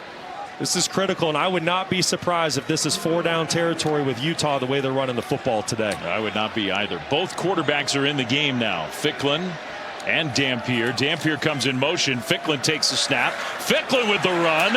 First down, Utah and more. Man, is he hard to tackle. Bird Ficklin, just a true freshman from Muskogee, Oklahoma. And another excellent run, 12 yards on the ground. 18 years old and 200 pounds, but I tell you what, he's running like he's 22 years old and 220 pounds. Just a physical runner inside the tackles. There's nothing this young quarterback can't do. The only guy who came close to stopping him was his own offensive tackle, big Caleb Lomu, who then kind of redirected and said, no, go this way. You see Utah starting to slow things down. They don't want to give Kansas State this football back before half. I think it's the right way to play it. Ficklin still in the game, fakes a run, looking to throw, slings it out, incomplete. Intended for Buchanan, true freshman to true freshman, but it'll be second down. Good decision by Ficklin. Good coverage down the field by K-State. No reason to force the football in plus territory. It does stop the clock. We have the 2-minute timeout, presumably after this next play. K-State has 1 timeout remaining. Leading by 3 in a very entertaining back and forth first half in Salt Lake City. Ficklin off the field. Dampier back in. He'll hand it to Parker straight ahead, and Parker with a power run took a big hit. And that is now the 2-minute timeout after a short gain. So 2-minute drill for Utah, down 3 when we come back. That's the 2-minute timeout. Up on the Michelin halftime report, we'll check in on a track meet in Eugene between USC and Oregon. Plus set the table for another big one in the Big 12 tonight between BYU and Cincinnati. And Flem, wait till you see what Notre Dame is doing to Syracuse. No, that sounds a little scary. Thank you, Kevin. We'll look forward to that. And if you're flipping over to this game from one of those others that is at halftime, 261 rush yards allowed by Utah. Kansas State has gashed the Utes on the ground. They lead by 3 out of the 2-minute timeout. Third down for Utah. Pass behind the receiver Whittemore. And now penalty flags thrown in. He made a nice move to first of all catch it and then turn upfield and get a first down. And we'll see if those penalties are against Kansas State. I don't know. Maybe not. I think it's going to be on J.J. Buchanan. Outside. Offensive. Pass interference. Offense, number 81. 15-yard penalty. Third down. Just like I thought, it's the true freshman tight end. And I get it. You're trying to create a man rub. He's going to work right here, and then you get the route underneath. But watch the contact down the field. Anytime you put your hands into a defender's chest, that's just going to signal to an official that you're blocking. You're not actually running a route. You might, if you're a Utah fan, think it's a little ticky-tack, but Buchanan needs to use better technique there and just run the defensive back off. That's a big penalty. Instead of a first down, it's 3rd and 22, maybe out of field goal range. Dampier across the middle, incomplete. He threw it behind Dallin Bentley, the tight end. What a sequence that was. I mean, now 4th and 22. It's massive. And now Kansas State gets the football back. 1 timeout in their back pocket. Plenty of time to go get points. And if you're Kyle Whittingham and this Utah fan base, you're just sitting here saying, what is going on? I thought we were playing a Kansas State team that's 5-5. 5-5, down and out, coming off an uninspiring performance last week. And yet here they are on the road against number 12 Utah. And getting the ball back with a chance to add on. And the punter, that was great execution. Orion Phillips just booted it right into the end zone. And Kansas State will start at the 20. Well, this was a run game coming into this game today that really didn't have many explosive runs. And Joe Jackson and the offensive line for Kansas State certainly changed that on the second possession here today. You see the explosive run. And then later on, there's a 4th and short. Kansas State decides to go for it. Utah brings an all-out blitz. Offensive line tight ends do an excellent job of securing the line of scrimmage. And Joe Jackson just needs to go hit his head off the field goal post because the blocking is so good. Not a single finger laid on him. An excellent day today. But how about that? Averaging over 18.5 yards per carry. The Kansas State head coach, Chris Kleiman, literally told us this week, we can't find an explosive run game. We can't find it. Well, they certainly found it today. And the other thing he said to us is he felt like last week against Oklahoma State they were playing to not lose the game. He wanted his team to cut it loose today, and that is certainly what they have done. Averaging 15 yards a rush. They're getting more here. Jackson out into the open. What a cut to midfield. Jackson to the 30, to the 20. Touchdown, Kansas State. 80 yards this time.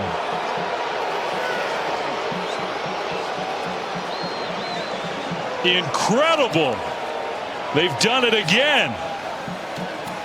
341 rush yards. It's not halftime. Utah fans are in shock. They cannot believe what they are seeing here today at Rice-Eccles Stadium. But Joe Jackson just putting on a career day. 9 carries, 229 yards. Unbelievable. I mean, this incredible fan base. Some boos were raining down at the end of that run. I think before Jackson even got in the end zone. Extra point up and good. Well, there's your 2-minute offense for Kansas State. 1 play, 80 yards. Yeah, how about that? Just keep it on the ground. This is not what we're used to seeing out of a Morgan Scalley defense. Watch how the defensive end gets so far upfield, and then the backer hangs inside. So when a defensive end allows this much space on the edge, and your eyes as a linebacker go inside, you can see why there's such a big gaping hole for Kansas State and Joe Jackson. He makes one great cut in the open field. The rest is history. I mean, more boos. I can't remember the last time I really heard that. It's been a long time here at Rice-Eccles. Incredible.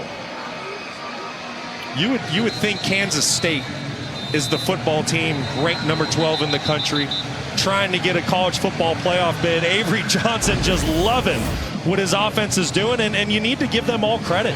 I mean, this is really impressive. One of the hardest stadiums west of the Mississippi to play in as an opposing team, and they have silenced the crowd today. We have a long way to go in this game. I mean, Utah is only down 10. It's still the first half. 1:17 to go until halftime. But this is absolutely stunning. It really is. And the only negative thing, if you really want to search for Kansas State, it's the fact that you're giving Utah a minute 17 to go get some of those points. And remember, Utah gets the football to start the third quarter. So if you're Utah, no panic, 1 play at a time. You're in this football game. Touchback. They'll start at the 25 with 1:17 on the clock and all 3 timeouts. Tuesday night on ESPN, the all-new ESPN app, we've got the exclusive reveal of the next college football playoff top 25 rankings. Reese and the guys will break it all down top to bottom. An interview with the committee chairman. Project the 12-team field. That's Tuesday, 7 Eastern.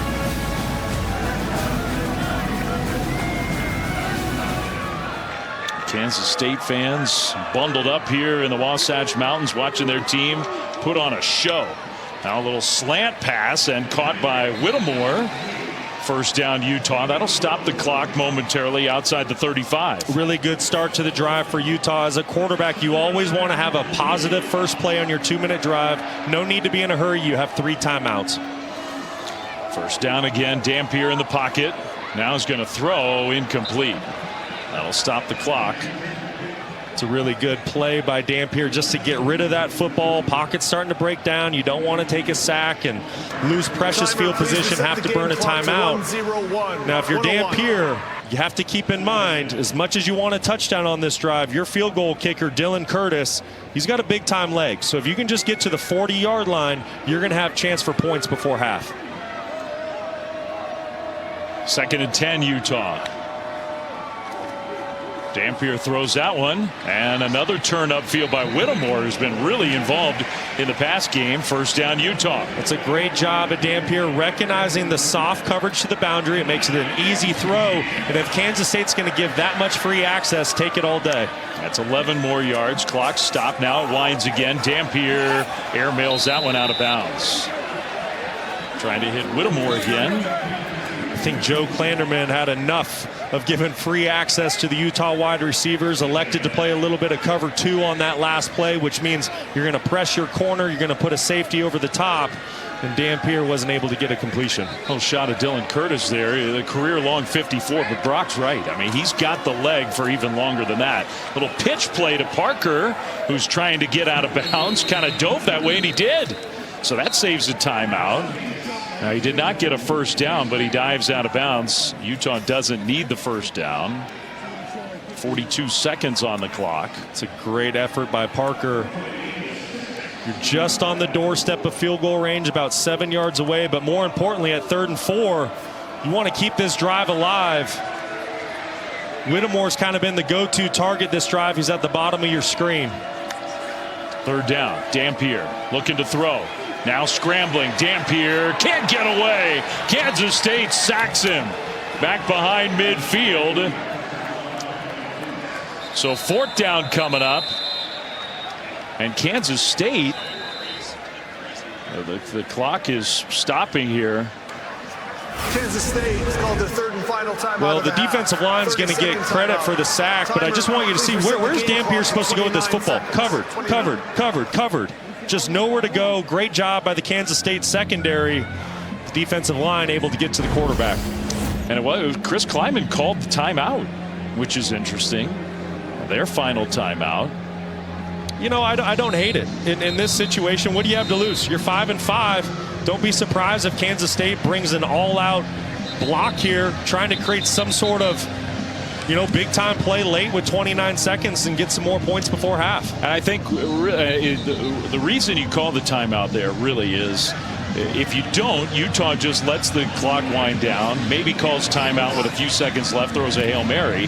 Here with 29 seconds, if you do that and don't get it, you give K-State the ball in midfield. So you basically force the punt instead of a Hail Mary. Really good point, Dave. Really good point. Took me a minute to figure it out, but I got there. Great teamwork. K-State showing a little pressure on the punt, and they do pressure that punt. That one's going to go out of bounds at about the 5-yard line. It's a good execution there. 22 seconds left to go in the first half, and really a very surprising half. If they lose, their chances are over with a capital O. Yeah. If they win, I mean, they need some help, but Utah is in a position where they have a real true chance to get to that college football playoff. With a loss, though, Yeah, it's night-night if you lose this football game today to Kansas State. And remember, I mean, this is a Utah football team under Kyle Whittingham that came into the season with Big 12 championship aspirations, and that's a bit of a reach at this point. Once again, they need some help if they're going to play in Arlington. But eyes are set on the college football playoff, but you need to handle business today. And right now, Kansas State has you on the ropes. Final seconds of the first half. Avery Johnson is going to hand it off to Jackson. And Jackson, everybody in this stadium is holding their breath when he touches the ball. Most rushing yards for any player in a single half in college football all year. Wow. For Joe Jackson here today against Utah. Well, I knew it was a special performance. I didn't know how special, but Joe Jackson, 10 carries, 237 yards, and 2 touchdowns to go along with it. Incredible. Kansas State's offense humming on the ground, and Kyle Whittingham and his Utah defense, they have some work to do. They will get the ball to start the second half. Stormy's getting ready to talk to the Utah head coach, who I'm sure is not that thrilled with the defensive performance. Let's go down to Stormy. Coach Whittingham, what's been the biggest challenge to slow down this K-State run game? Can't play the run. We just can't play it. We're losing gaps. We're blowing assignments. Worst half of defense we've played in a long, long time. Still a full half of football left. What will you tell your team in the room? Well, we got the ball coming out. Defense has got to get some intensities to them. They're flat. So we got to get going on defense. Offense, we put up 21. We're still not really in sync, but at least we put some points up. Thank you. All right, good stuff from Stormy and pointed words from the head coach. So it's 31-21. K-State with the lead at the half. Let's get you to studio with Kevin Connors. Yeah, Flem, a blunt assent. Salt Lake City is just stunned right now with the way the first half played out. Now the game is not over, not by any stretch, but we start the third quarter with Kansas State big underdogs on the road against number 12 Utah, and the Wildcats lead by 10. The rushing yards are what really stands out. 348 yards on the ground in a half for Kansas State, which has had a struggling rushing offense all season. Utah's offensive numbers are totally fine. 267 yards of offense, and yet they're down by 10. So K-State will kick it off deep, and Utah's going to have the ball to start the second half. Dave Fleming, Brock Osweiler back with you here. Look, I know Utah's offense is coming on the field. Brock, I have to imagine in that Utes locker room, the discussion was about the defense. No question. What's your answer? Kyle Whittingham, Morgan Scalley, what are you going to do to slow down this Kansas State offense in the second half? They nearly put up 400 yards of total offense. But remember, 348 of that came on the ground. So there's no secret to what Kansas State wants to do this afternoon. What's your answer, Utah? Meanwhile, the Utes offense with Dampier giving it to Parker, who cuts it to the left side and gets all the way out to midfield. So a great first play to start the second half from what might be a motivated Utah team here. Well, what's the answer? It might be just get in a good old-fashioned track meet and see who can score the most points. Wayshawn Parker running tough here in the second half. Not the game that I expected, or probably most people expected. Dampier, all kinds of time. Heaves it downfield, incomplete. Man, he had forever in the pocket. Whittemore, the intended receiver. Great job by that Utah offensive line to give Dampier time. He created a little bit with his legs to create some space and time to push that football down the field. And just a little bit outside the stretch of Whittemore, who's played a really nice first half, and I wonder if some of that has to do with Ryan Davis not being in the game. Yeah, something's going on with the top Utah receiver. Handoff, Parker bounces it left, cuts middle, tries to leap over the would-be tackler VJ Payne, and gets the first down. Wow. Is Wayshawn Parker not exciting to watch the football? What an addition to this Utes team coming over from Washington State, just a sophomore. But boy, has he been excellent in the backfield this year. As of late, in the last 3 games, he's gone over for 100 plus. It wasn't hurdles, it was like steeplechase. Parker for 12 now, in stride, caught, touchdown, Bentley. And the Utes come roaring out of the locker room to start the second half with a quick strike touchdown drive. That one from 38 yards out. Well, you're going to see play action initially in the backfield, and then watch what that does to the defenders. They get their eyes in the backfield, and that's why Bentley goes up the sidelines without a defender anywhere around him. Kansas State, they've done such a great job all game being disciplined with their eyes, doing their 111th, but that time they get their eyes caught in the backfield, and Dampier makes them pay.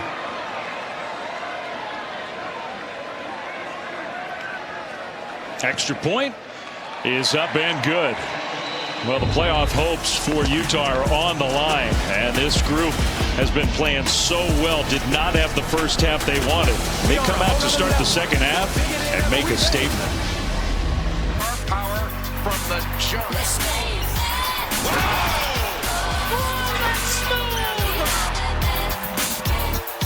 The ACC SEC Challenge begins December 2nd on ESPN and streaming on the ESPN app. Introducing SportsCenter for you, personalized every single day. Now available on the ESPN app. Powered by your favorites.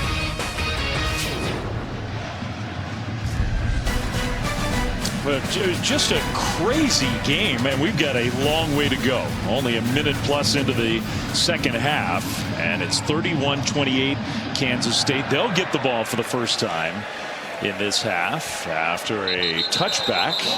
Well, let's go down to Stormy Buonantony. Well, you know, Kansas State head coach Chris Klieman didn't love that start because he told me at the break discipline defensively was going to be crucial because Utah is just one explosive play away on any given down. When I talked to him about his offense, though, I said, what has gotten into your run game? He said, you know, this is something we thought we could do. Other teams hadn't committed to running the football against them, bringing in some different gap schemes they hadn't seen. And he said, there's still some run game he thinks they could get to. Joe Jackson with 236 in the first half. We might be on record watch, the most for a Kansas State player in a single game. 292 Darren Sproles in 2004. We are definitely on record watch. He's already got the all-time stadium record for rushing yards in a game, and the first play for K-State, the pressure came and Avery Johnson had to throw it away. Well, the big question here in the second half is what adjustments does Morgan Scalley make to his defense? We all know this Utah football team defensively loves to play a lot of man-to-man coverage. Well, when you get that, your eyes are on your man. So I'll be interested to see here if Morgan Scalley elects to play more zone coverage so you can get more defenders with eyes in the backfield here in the second half. Tight end came in motion, almost became a fullback, and they hand the ball off. And another positive run for Jackson. Found a small crease and got through for a gain of 5. I'll tell you what, this offensive line for Kansas State today, I am just so impressed. 79, Devin Vass, and the rest of the big fellas up front, they've been terrific. And for Utah, Rice-Eccles Stadium is starting to come alive. They know what's at stake, trying to make the college football playoff. Can they get off the field here on 3rd and 5? It's not been a great third down offense all year for K-State. Johnson trying to make an adjustment to the play. Play clock winding down. They get it snapped. Avery Johnson in the pocket. Johnson will throw, and it's knocked down. Incomplete. Jonathan Hall got a hand on it, and the Utes force a 3 and out to start the second half. Nice job by Jonathan Hall reading the quarterback's eyes. Utah comes out and plays zone coverage on 3rd down, which they don't do a lot of. Offensive line gives Avery Johnson time to throw the football, but you see Hall does a great job. Eyes on Johnson in the backfield when he goes to throw, gets a hand up on the ball, and that's the stop that this Utah defense desperately needed.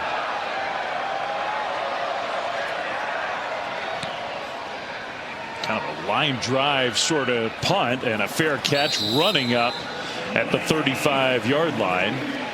First punt for Kansas State since the first possession of the game. Utah's offense comes back on the field. Our college football headlines presented by Twisted Tea. It wasn't pretty in Norman, but Oklahoma got a very important win as they move closer to a spot in the college football playoff. Miami's playing well as the season goes on. Number 13 Miami gets a win over Virginia Tech. BYU, their odds are going up. If they beat Cincinnati, their chances of being in that playoff are up above 60% according to our models. Now Little jet sweep on the first play of this drive, and Daniel Bray bounces it left side. So the Utah offense, some big plays here early in the second half. Across midfield, a gain of 19. Well, speaking of electric players, but he also gets some help. Keep an eye on left tackle 71. You're going to see him pull Caleb Lomu. Excellent block on 28. And then Daniel Bray, the speedster, someone who's really come along as the season has. He's a true freshman. Didn't get a lot of playing time earlier. Kyle Whittingham said he needed to grow. He needed to develop. But as of the last month, he's been terrific. He's big time. Dampier throws it behind his receiver, J.J. Buchanan. There's been a lot of that in this game. Just off today. And we've said it a couple times. Devin Dampier coming into the ball game. He's been a 65% passer, but just hasn't been accurate here today from the pocket. Second down and 10, Utah started to turn the momentum of this game. I remember at the end of the first half, they kind of got booed off the field going to the locker room. Now down just 3 with the ball. This one right on target in the turn upfield. Well into Kansas State territory, inside the 35, down to the 30. Nate Johnson, who's made some plays today, 16 yards. What a timely play call by Jason Beck to do a screen. Kansas State's going to bring pressure. That leaves only 2 defenders on the outside to make a tackle. Perfect play call by Jason Beck here on this drive. Utah on the move again. Dampier in the shotgun, handoff left side, and Johnson gets tackled across the line of scrimmage by Travis Bates for a short gain.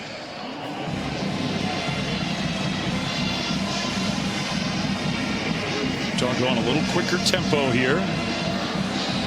Already their second possession of the second half. First time they had it, they took a minute and a few extra seconds and got in the end zone. This throw, and that one right there to the tight end, Bentley.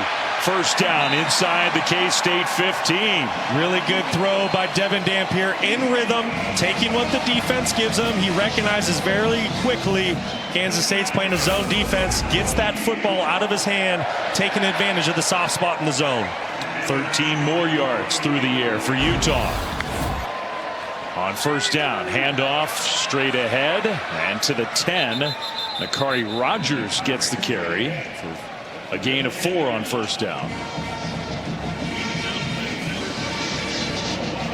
Utah's using a lot of different players on the offensive side. Bray, Rogers, Johnson, Parker, running backs, new wide receivers. A lot of fresh legs for Utah, and that's not really the case for Kansas State. I'm noticing Desmond Purnell is not in the game at his linebacker spot. Instead, it's 28 Rex Van Wy. You have to remember also starting linebacker Austin Romaine is out. So Kansas State down 2 linebackers right now. A lot of fresh legs coming at them from the Utah side. 2nd and 6, and a keeper.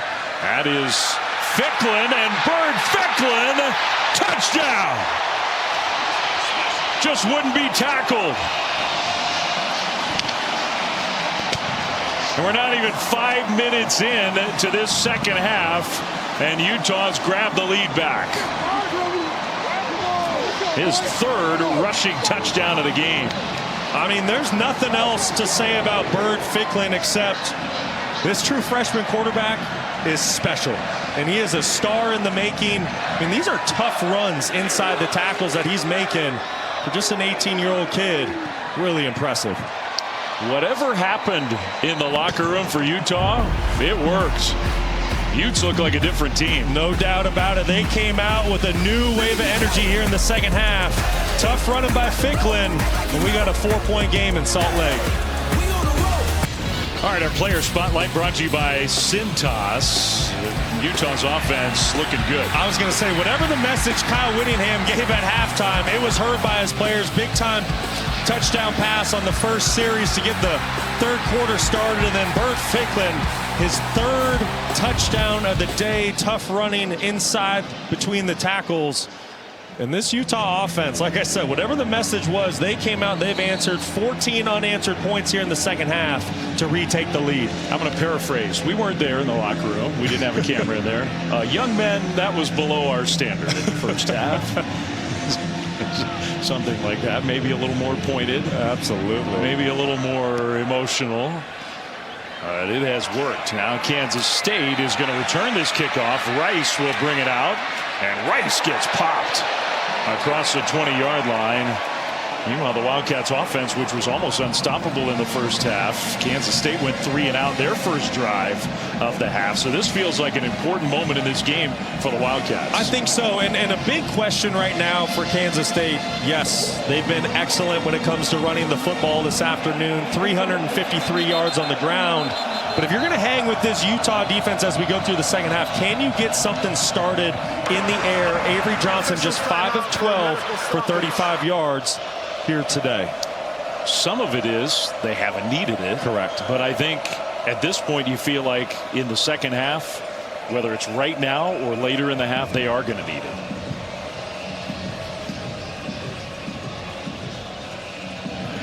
All right, so whatever was going on, we got sorted out, and now the Wildcats will start their second drive of the third quarter. And Rice Eccles has come to life.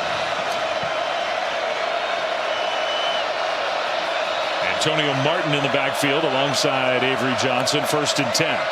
Back to pass out to the right side, and a nice delivery to Tibbs for a good gain. And that's a really good throw in rhythm by Avery Johnson.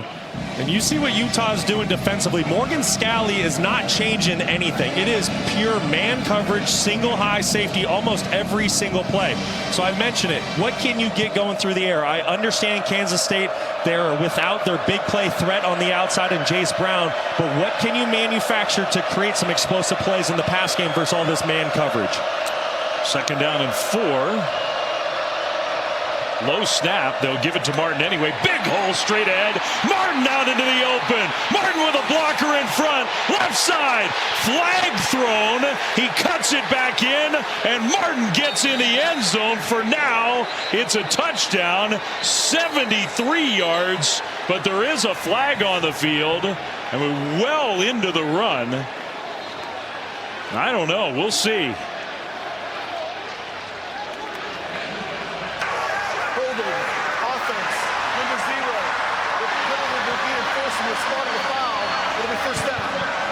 So it is a 1st down. It negates the touchdown. The flag on the young tight end Lincoln Cure. So you're going to see Lincoln Cure right here on the left side of your screen.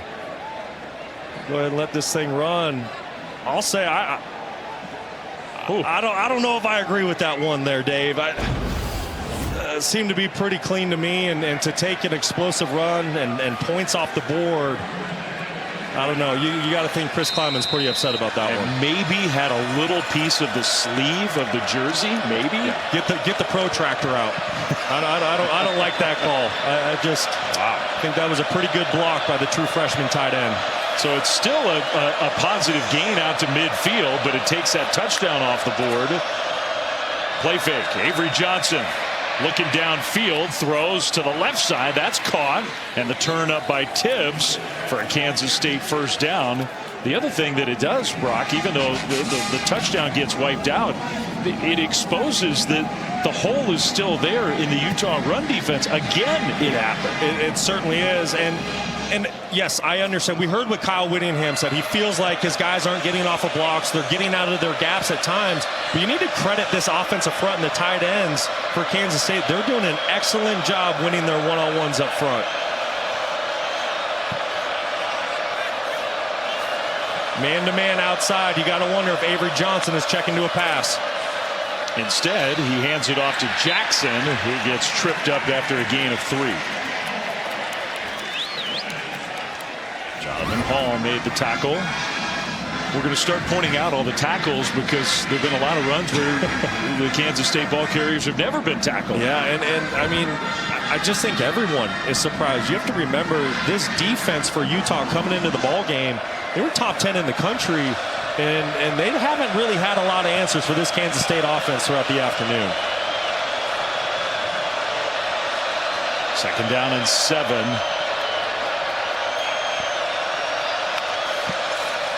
Johnson fakes it, rolls left, kind of squares those shoulders, and even with the deflection, he gets the pass to Oakley. Oh, that was something. 1st down, Wildcats, gain of 15. That's really nice concentration by Garrett Oakley. It's not easy catching a pass that's tipped. Good job of Johnson staying alive. You see his eyes down the field. Good job by Oakley going to get that pass. Another tip ball for Jonathan Hall. He seems to have a knack for that.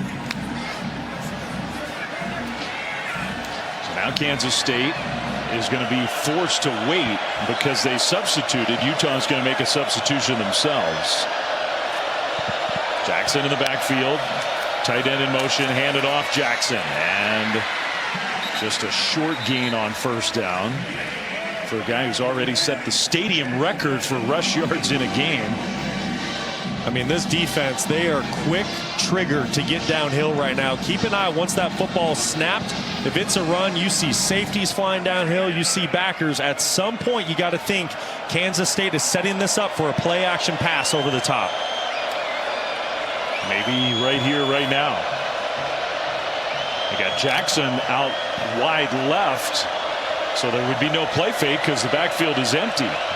Now Jackson's going to motion back there. They'll fake it to him and roll right. Johnson's going to keep it. Avery Johnson with all that speed is going to go out of bounds right near the first down mark, but I don't think he got there. Elijah Davis, who had to sit out the first half, is on the field now in the second half, forced him out. Well, really good coverage down the field by Utah, and that's what forces Avery Johnson to use his athleticism. And you're right, he's short. That's one, I get it, you want to protect your body, but when you're trying to knock off the number 12 team in the nation on the road, I don't mind seeing the quarterback lower his shoulder and making sure that he gets that first down. Yeah, you got to get that one there. It's 3rd and 1. 6 minutes to go, third quarter. This is where you go hard play action. They will give it to Jackson, and he leads ahead.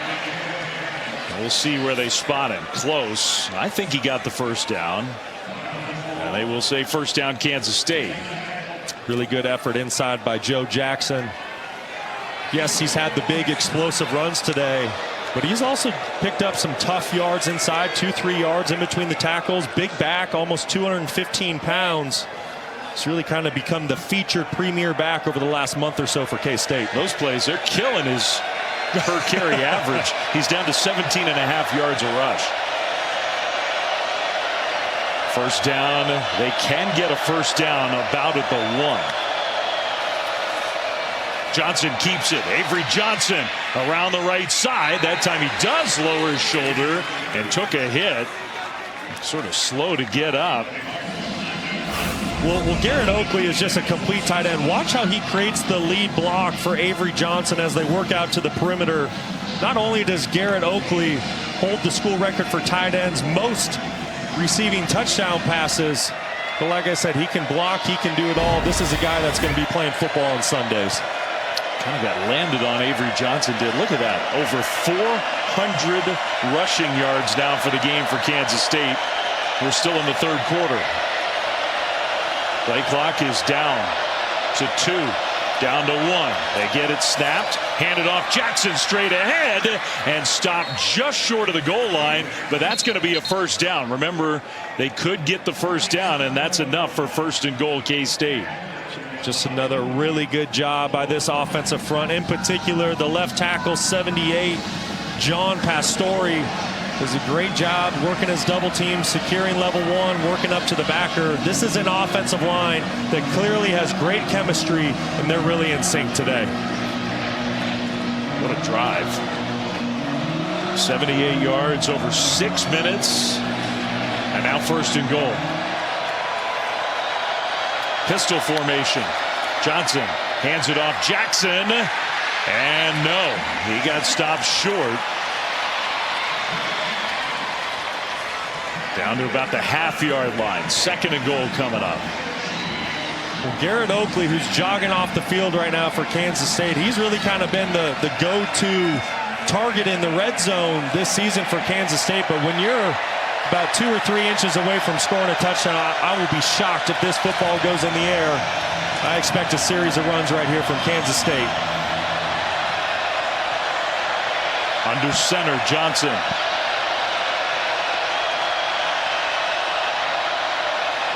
Play fake. Johnson is going to dive, and again, he got stopped short. Got hit in the back. Did not get to the goal line. Smith Snowden stopped him. What a play by Smith Snowden. He's originally in coverage, and then he peels off of his wide receiver to save a touchdown. Talk about a collision down there on the goal line. Johnson's taking some hits. That's how much they need to go back ahead. I mean, this is all about pad level right now. Who wants it more? I expect this football to stay on the ground.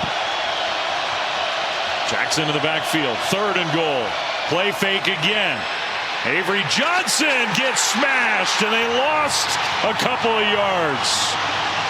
Barton and Hall sandwich the quarterback. And now it's 4th and goal. Excellent job by Lander Barton. He's the middle linebacker, but he's playing on the edge on 3rd down. Stays disciplined with his eyes, reads his keys, and he's there to make the play on Avery Johnson. Excellent job. So it's 4th and goal, and Kansas State, 14th play of the drive, is going for it. They got to get going here. Now maybe they're just going to use a timeout because there is no urgency with the play clock winding down. There is the timeout. Maybe Chris Kleiman wanted another minute to think about it. The decision to go for it, the play call. 35-31. What a game. 4th and goal when we come back. Wild Blackhawks, Wednesday on ESPN Plus and the ESPN app. They need 3 to get the lead back. If you're Kansas State, you have to expect that Morgan Scalley's going to bring pressure here. That is what he does in these situations. If he plays man and brings pressure, I want to work one of my big tight ends on the outside. Great matchup. But if they play zone, that's where you have to be able to run the football in. Low snap. Johnson throws wide open. Touchdown. Well, they got there quickly. They got the play off. It almost got blown up because of the bad snap, but exactly what you said. The tight end was wide open. Oakley with the touchdown. Just a bust by the Utah defense. When you play man and you bring pressure, it's tough to defend, but you have to give Kansas State a lot of credit. What did they do there? They waited to the last second to break the huddle. Puts a lot of pressure on the Utah defense to understand who you're going to cover, communicate, and make your calls. Excellent job by Matt Wells and his offense. Just got a little chillier for the shirts off gang in the Utah student section after the Kansas State touchdown. Extra point up and good. And the Wildcats back up by 3, 38-35. So breaking the huddle late sets this up. And then what you're going to see, this is a man-to-man mesh concept. Here's Oakley. He's going to sneak out to the flat, but keep an eye on the Utah defenders. Nobody covers him. That's what I'm saying. When you break the huddle late, you run to the line of scrimmage, and if you're bringing a pressure and playing man behind it, you got to make sure you account for your man. Excellent play design by Matt Wells. Great execution by Avery Johnson, getting that football over the defenders, putting a little touch on it. You saw that with Garrett Oakley. Silence the crowd with that one. Yeah, it has to be a good feeling for Matt Wells, who spent a lot of his career in the state of Utah, played against the Utes as a player, as a head coach. He coached against Utah, and he has coordinated a brilliant game today. The Wildcats have 38 on the board. We're not done with the 3rd quarter. I mean, I don't know if brilliant's a big enough compliment. This is a top 10 defense by Utah coming into the game today. 477 total yards and 38 points to go with that for Kansas State. Just an excellent job by Matt Wells in this offense. Averaging more than 10 yards per play. Bray is going to run up and take this one outside the 5. So Daniel Bray gets tackled at about the 23-yard line. Good coverage by the Kansas State special teams unit.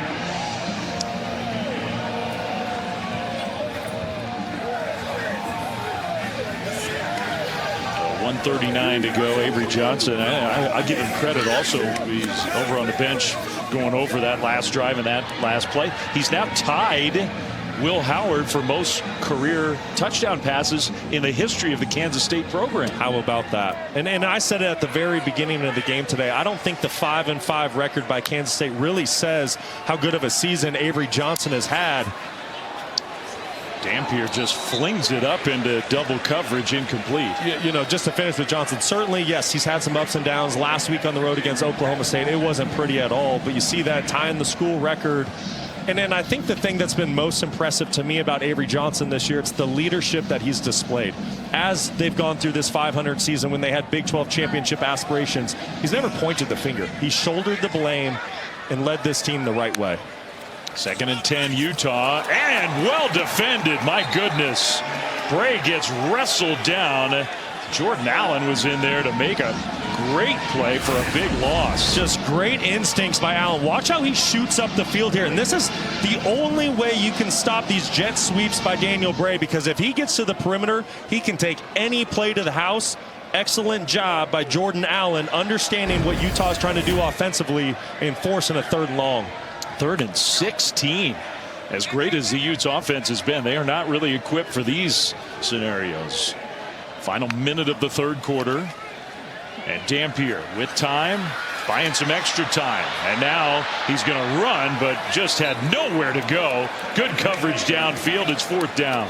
Good coverage, but also what play are you supposed to call on 3rd and 16? Give Dampier some credit. Try to create a little something with his legs. But great coverage down the field by Kansas State. Nowhere to go with the football. And you can hear a pin drop in this stadium right now. And remember how the 2nd half started. Utah came out high flying. They score 14 points. That goes unanswered. But Kansas State, they just won't go away clawing back into this game. So now the punter, Orion Phillips, back out there on the field. Chris Sterling Lockett, a high booming punt. Fair catch signal, and inside the 25. They'll make the fair catch. There was some contact at the end of the play, but no penalty flag thrown. So the Kansas State offense, 6 seconds to go in the 3rd quarter, back on the field. For 20 years, All-State has celebrated every field goal and extra point made at participating universities by donating to the university's athletic scholarship fund, supporting all student athletes. Thank you, All-State. 54-yard punt there. Not into any nets, but a good punt. And Kansas State's offense, after the long, impressive drive, gets the ball right back with a 3-point lead. Sun's starting to set behind us. Temperature dropping. Feels like November now in Utah. A huge game for the Utes. Johnson of the Wildcats offense, back to pass, is going to swing it out right side. That's Jackson, who gets around the corner. Jackson down the right sideline. Finally out of bounds, but across the 40, out to the 42-yard line. 18 more yards for the Kansas State offense. Wow, what a game here in 17. Welcome back to ESPN College Football, presented by Claude on this November Saturday in Salt Lake City. One of the great venues in the Big 12. One of the great venues in college football. Very nervous, though. The huge stakes for Utah. If they lose this game, their chances of getting to the playoff are over. If they win, they've got a real decent chance to get there. Avery Johnson on 1st down. The quarterback for the Wildcats scrambles and got close, I think about a half-yard short. Another good play call by Wells. Watch when this linebacker vacates with the running back. What does that leave? 5 defenders inside the box against 5 offensive linemen. This is a numbers game that Utah's not going to be able to win unless they can get off of blocks. This Kansas State offensive line, they've been excellent today. And Kansas State now over 500 total yards of offense with the 4th quarter still to play. And Utah's defense just hasn't been able to stop them at all. Right at midfield, 2nd down and short. Jackson having the big game. Is going to get the ball from Johnson. Jackson, there was another hole there. He got tripped up, and you can see him pound the turf with his fist, because I think he thought he had another chance to go all the way. It was close. Arm tackles aren't bringing down Jackson today. Another great job by the offensive front. Offensive tackle and guard just did a great job of washing the Utah defensive lineman down to start that play. Well, 1st down, Kansas State on the move again.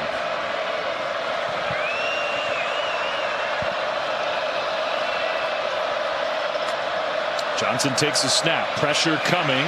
Johnson scrambling, and Johnson will throw it away. Just kind of sailed it right over the head of Jackson to prevent the sack and the loss. Heads up play by Avery Johnson to get rid of that football. Just absolutely nowhere to go with it. Morgan Scalley timing up an all-out pressure. Great coverage by the Utes out on the perimeter. Just had to ditch the football. We saw Smith Snowden, the defensive back. He was a guy who got in there and forced Johnson to throw it away. 3 tight ends on the field right now for Kansas State. They've been in this personnel grouping often this afternoon. Now it's Martin, the tailback, who's going to shift over to Johnson's left side. He'll get the carry straight ahead. Martin breaks a tackle. Martin gets a first down. The ground game has been almost unstoppable. Cash Dillon, the freshman, finally with the tackle. I mean, it really has been over 420 yards on the ground today, but you see why. This is a Kansas State offensive line. They're getting a hat on a hat. They're winning the line of scrimmage, and then the backs are doing a great job of staying patient. And the creases haven't always been huge, but they'll find those little creases. They're picking up some tough yards inside. 1st and 10, Kansas State inside the Utah 35. Driving to try to add to their 3-point lead. Johnson's going to throw, and that one was in the air a long time, but it made it there to Garrett Oakley, complete for a gain of 8. I love that route by the tight end, Garrett Oakley. He leans into the defensive back, Benny, to create some separation. Beautiful throw and catch. Now Oakley down on the field at the end of that play. Maybe his right ankle.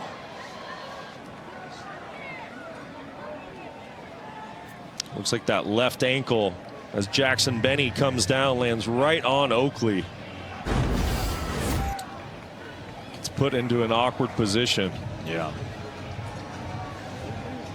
Now Garrett Oakley, who has another touchdown catch, 13 career touchdown receptions. That's a good sign for K-State. He gets up and walks back toward their sideline. 6 touchdown catches this year. Those 13 are a school record for tight ends. He's a big-time player for this Kansas State offense. Hopefully he's okay and able to get back out there in this game. 2nd and 2 for the Wildcats. 7th play of the drive coming. They moved 50 yards already. Joe Jackson having a record-setting night back in the game for the Wildcats. Morgan Scalley, I mean, he's one of the better defensive coaches in the country, has had no answers. 2nd and 2. And I think K-State moved. Utah thought they did. And false start, offense, number 80, 5-yard penalty, 2nd down. So Will Ancio just getting a little bit of a head start for Kansas State. A couple times today this has happened when Avery Johnson has tried to snap the football using a voice cadence. You can see there he's not on the clap, he's using his voice. And right now Kansas State's down by the Utah student section. I just think it's too loud to try to use your voice in shotgun. From 2nd and 2 to 2nd and 7, Jackson gets it right side. Jackson got hit hard, fell forward to get a yard, maybe 2. It'll be 3rd down. And what a critical 3rd down this is for both of these teams. Kansas State, you're trying to punch in a touchdown, go up 2 possessions. Utah, you're trying to keep your college football playoff hopes alive. I expect Morgan Scalley to bring pressure here defensively, so if you're Avery Johnson, you need to know where to go with this football quickly. He's going to go under center. Those 2 tight ends will motion left. On 3rd down and 5, handoff. Jackson cuts it right. Jackson spinning. Jackson got very close. I think they're going to spot him short, though. So now what? On 4th down and a yard? Wow. Kansas State's keeping the offense on the field. Just so impressive. It's 3rd and 5, and you're running the football. You're picking up 4.5 yards. Just so impressive by Kansas State. Another bad spot, in my opinion. It was really, really close. So it's 4th and 1. Johnson pitches it. Jackson, and he'll get the first down. That was a different play call, and it worked. I really, really like that play call there by Matt Wells. You have to think you've been running inside, kind of downhill for these tough yards inside. It's 4th and a half a yard. Utah's selling out to stop that interior run game, so pitch the ball out to the perimeter where Utah's a bit softer. Great play call and execution by Kansas State. Most rush yards allowed in the history of Utah football for their defense. In history. And Kansas State just set a new school record for rush yards by their offense in their history. They've been playing football for a long time. On first down, Jackson adds to that total by a yard. I mean, if you've watched Utah since Kyle Whittingham has become the head coach 21 years ago, you know how much pride he takes in his defense, being physical, being tough, being disciplined, stopping the run.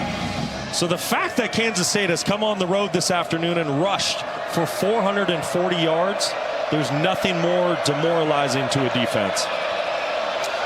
That clock winding. Under 10 minutes to go. Johnson alone in the backfield is going to run right. Design quarterback run. Trying to get to the corner. A little stiff arm, so that prevented the loss. Jackson Benny was there, but couldn't get him to the ground. Wow. How about that stiff arm by Avery Johnson?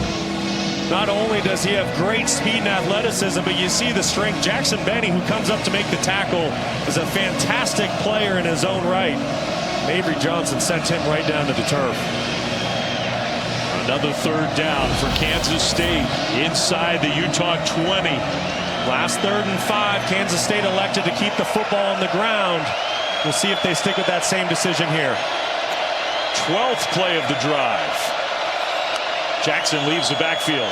Johnson rolling right, throws, and it's knocked away, incomplete. Trying to hit Tibbs in the end zone. Blake Cotton was there with the coverage. And it's 4th down and 5. The field goal unit is coming out. Really good coverage by Blake Cotton down the field. See Avery Johnson fired up. You got to wonder if he wants to go for it here on 4th down. Really good coverage and a great job of Cotton getting a hand on that football. I think you want a flag. Should have been a penalty, yeah. So from 36 yards out, Luis Rodriguez.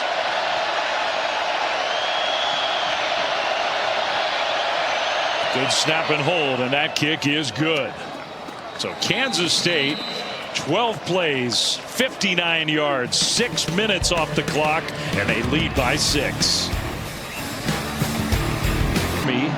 Can make it home in time to catch the race in person. She'll get a watch from the air maybe as she's landing. Oh, even better. Bird's eye view. Kickoff. Utah down 6. Playoff hopes on the line. Bray, the kick return, and nowhere to go. The special teams coverage for Kansas State has been excellent in this game.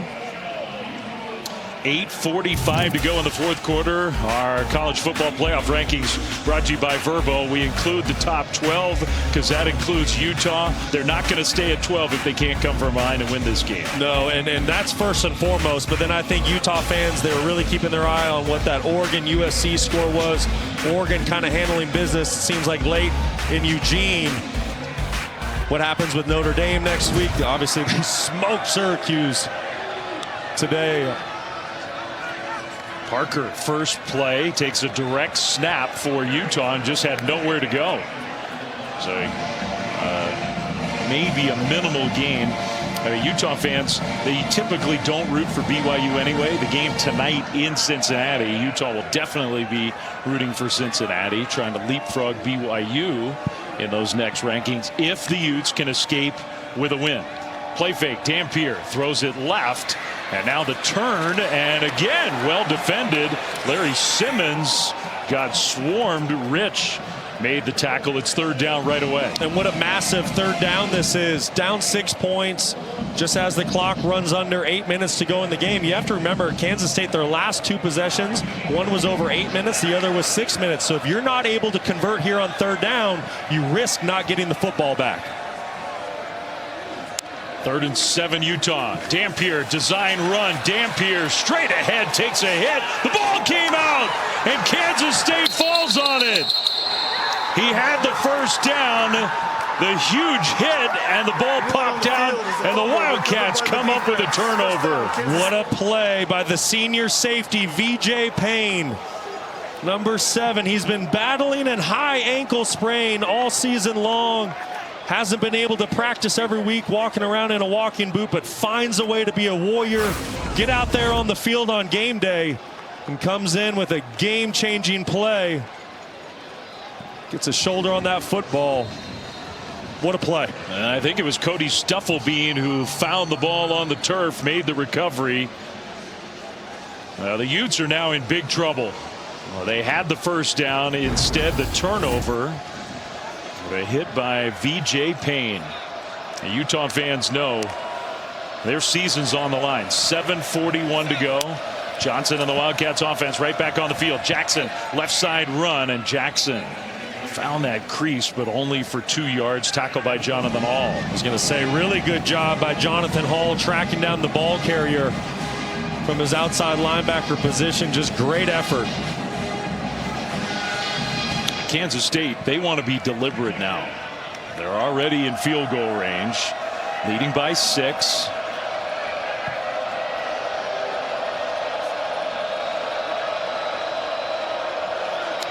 They'll shift and hand it to Jackson straight ahead. There goes Jackson.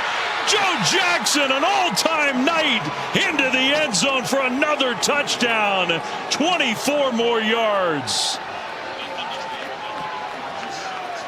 47-35. And Kyle Whittingham, the headsets come off. He's sick of it.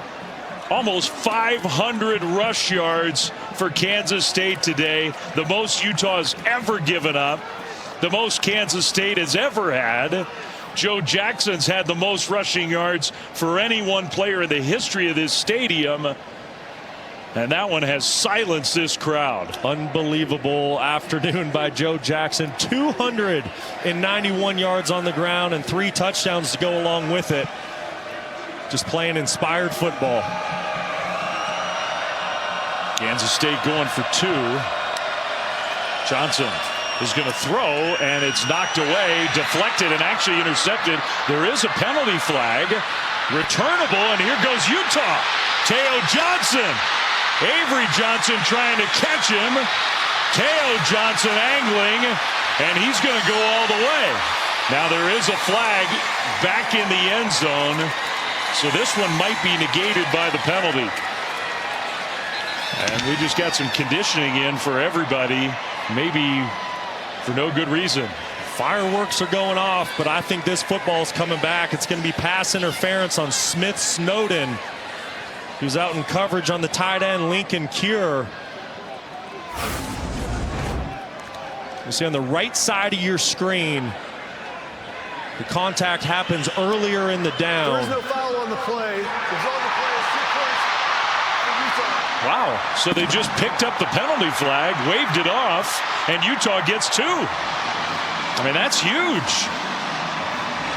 Chris Kleiman is just losing his mind over on the sideline. That's a boost for the Utes' hope. They still are up against it, but now down just by 10 after they take the 2-point conversion try back. First things first, what a night for Joe Jackson. Incredible all-time game.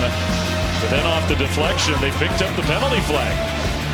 Teo Johnson might have saved the Utes' hopes in this one.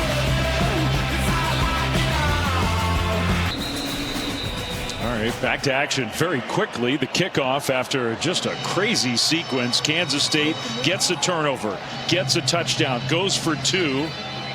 And a penalty overturned. The 2-point conversion actually goes the opposite way. So with 7 minutes to go, 10-point deficit for Utah. Quick check in studio with Kevin. All right, Clem, Oregon is 2 minutes away from effectively eliminating USC from the playoff. This is Noah Whittington. Now, Oregon has been by far the more physical team, out rushing USC by about 100 yards. All right, Dave. All right, so that's a big game. So is this one, and Utah is up against it. Parker with the carry. Time is definitely a big factor now. We're under 7 minutes to go.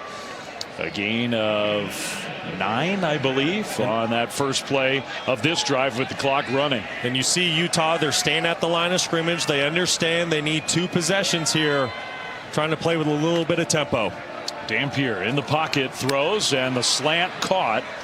by Whittemore. First down, Utah. Interesting, we just haven't seen a whole lot of Bird Ficklin in this game. He has 3 rushing touchdowns, but how many snaps has he taken as the quarterback? Maybe 6 or 7? That's a good point, and we haven't really seen him in the second half, but now that you're in an obvious passing situation, I expect it to be all Devin Dampier down the stretch. And this is an offense they need to go.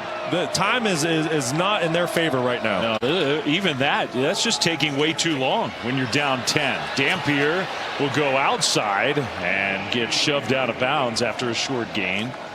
Now remember, Dampier, he's a very capable passing quarterback, but this system, this offensive system under Jason Beck, they're built to run the football with a lead. So this is going to be interesting to see how they play this. Once again, they need 2 offensive possessions. They still need to get a stop, so they need to get going in a hurry. You can see Dampier, he's yelling at the sideline like, give me a play. It's just, that's frustrating for him, I think. He'll throw this one, and that's complete into Kansas State territory.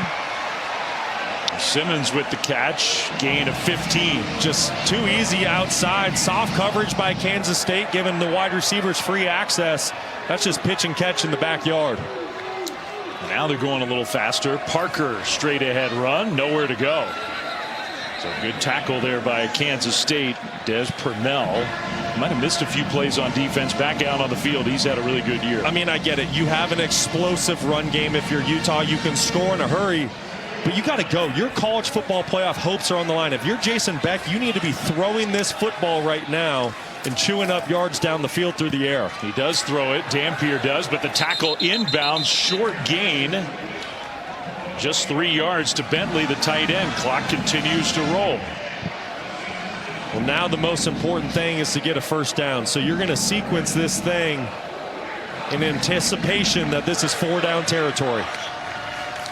Dampier pitches it to Parker right side. Parker, it depends on where they spot him. He was angling out of bounds, and they'll say he went out well short.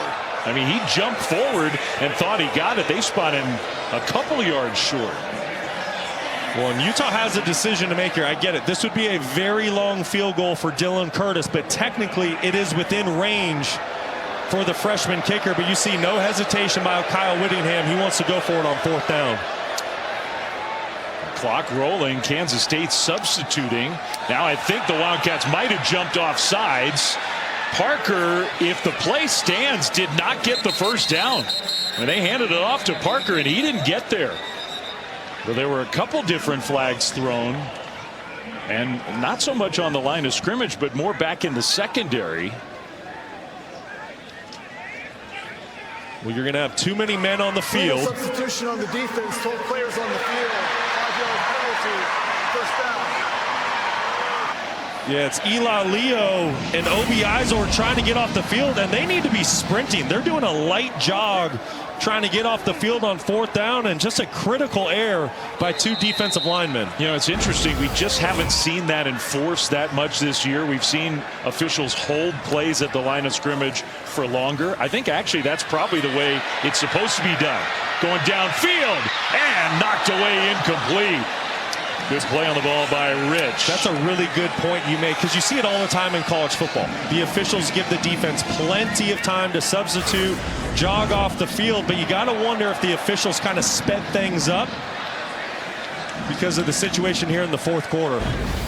2nd down and 10 coming up after that pass broken up by Zayshawn Rich. Now timeout Kansas State, again having a hard time I think getting organized on defense.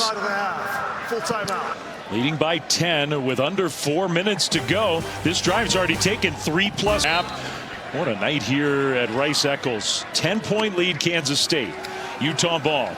Under 4 minutes to go. Dampier is going to throw it, and there was no receiver over there. It's incomplete. He threw it towards an offensive lineman. They're going to throw a penalty. I was going to say that's intentional grounding. That's a disaster for Utah. You need 2 scores. That puts you out of field goal range, probably. Intentional grounding. Offense, number 4. Bowden placed at the spot of the foul. Penalty includes the loss of down. 3rd down. Just a 4-man rush by Kansas State. Nowhere to go with the football down the field. Really good coverage. Dampier trying to create with his legs outside the pocket. You see the pursuit by Kansas State, and then you see there's no eligible ball carrier anywhere in the vicinity of that throw. And now facing a 3rd and 22.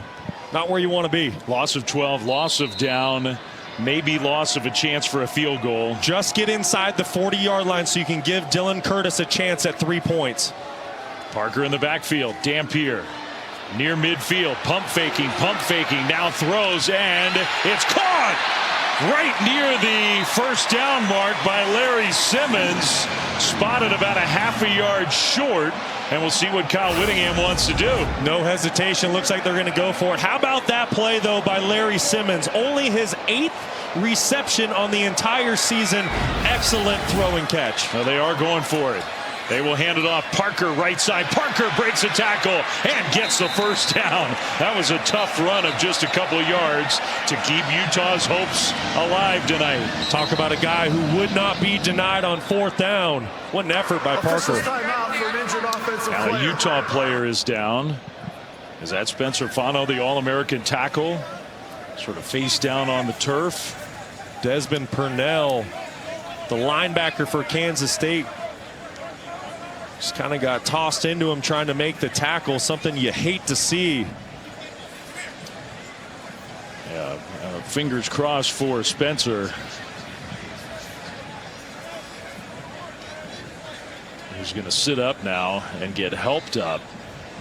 It's those leg whips. It's so many times just getting offensive linemen. They don't know the contact's coming.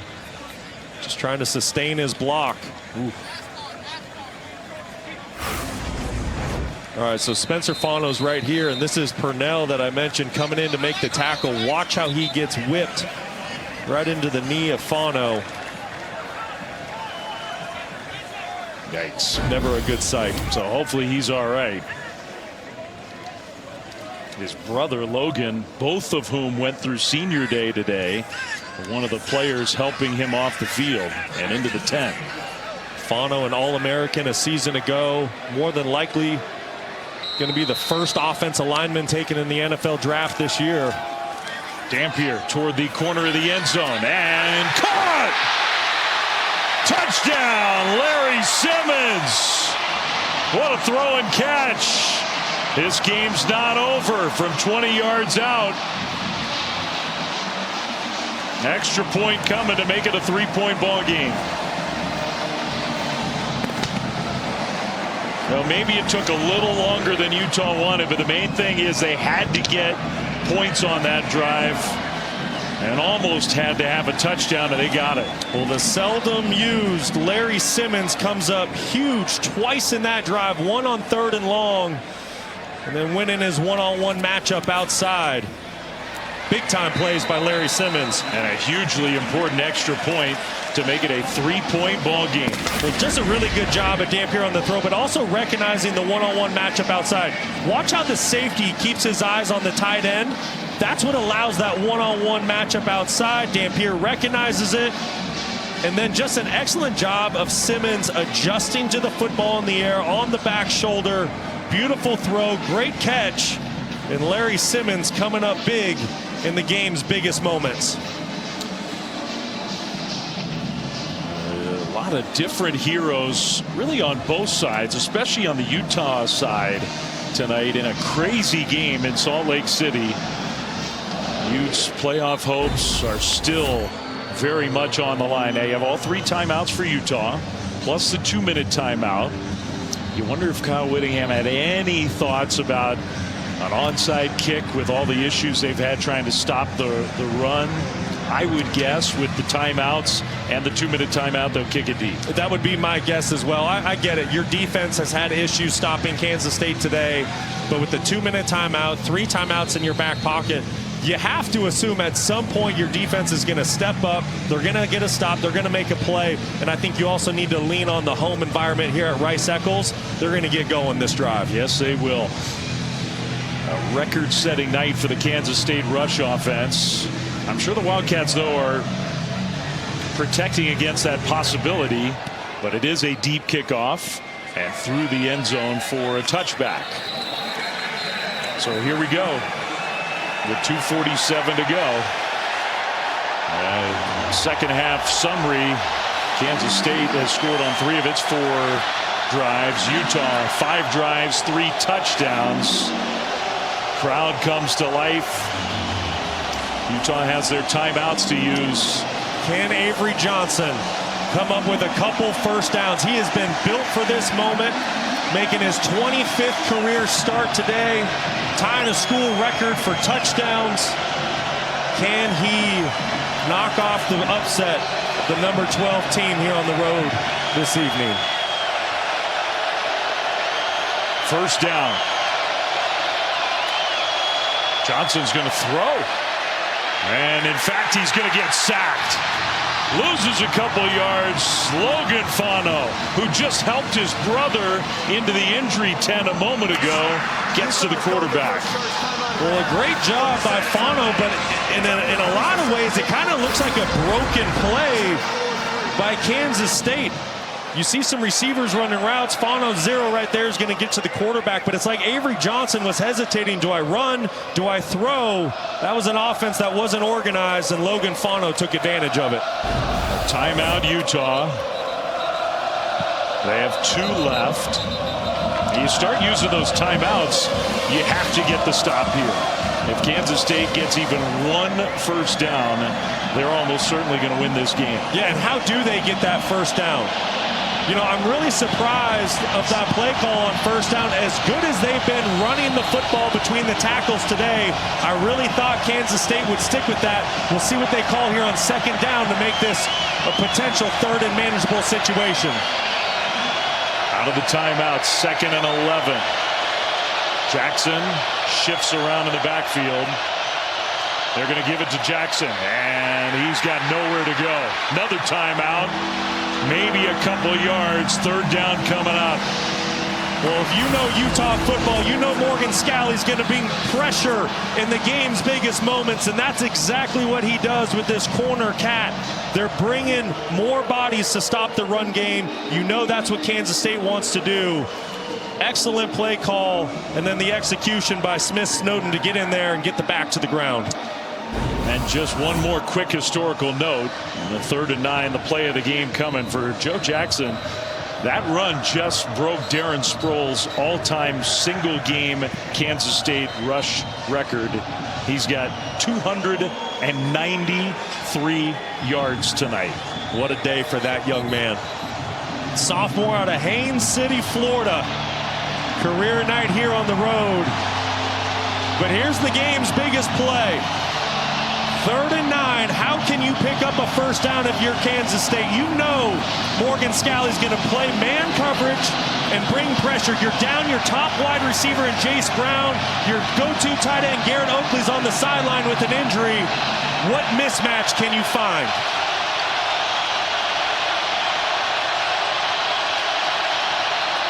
Johnson, pressure coming, delivers the ball, but the tackle in the open field, and Tibbs is stopped short. Kyle Whittingham uses that final timeout, and Kansas State is going to have to give the ball back.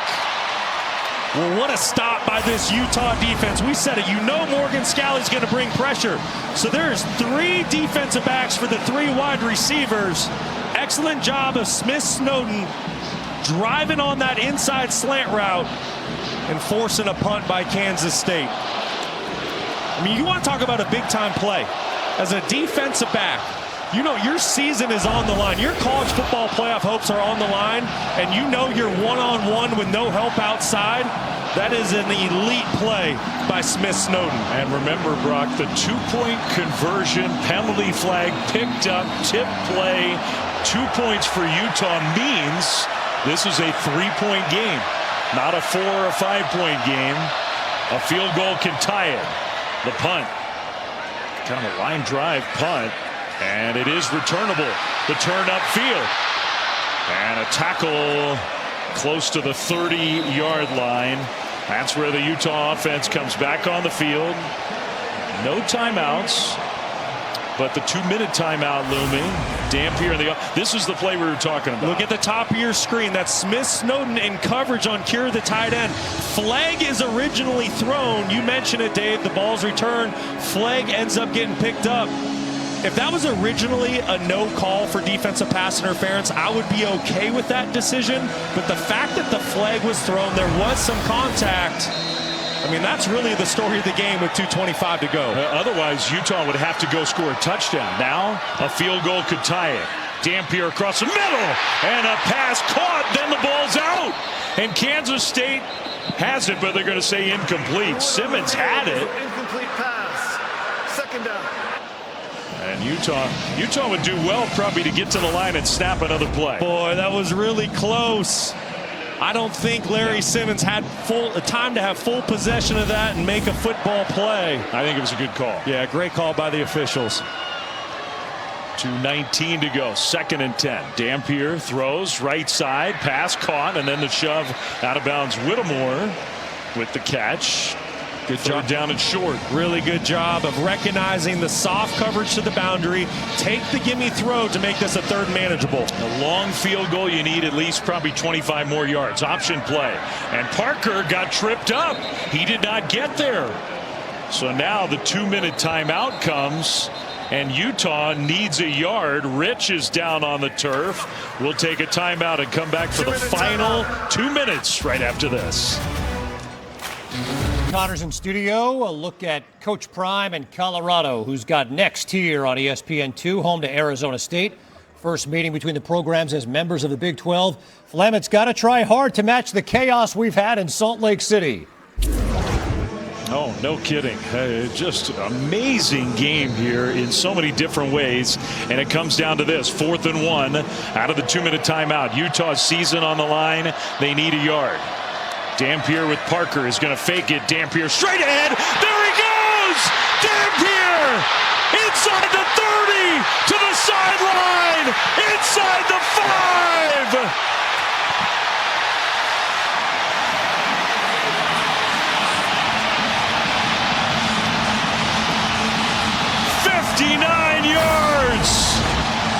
Well, watch what the jet sweep does to the defense. It pulls some defenders out of the box. It creates some hesitation, and that is all Devin Dampier needs for the game-breaking play. The slightest hesitation, and he'll make you pay.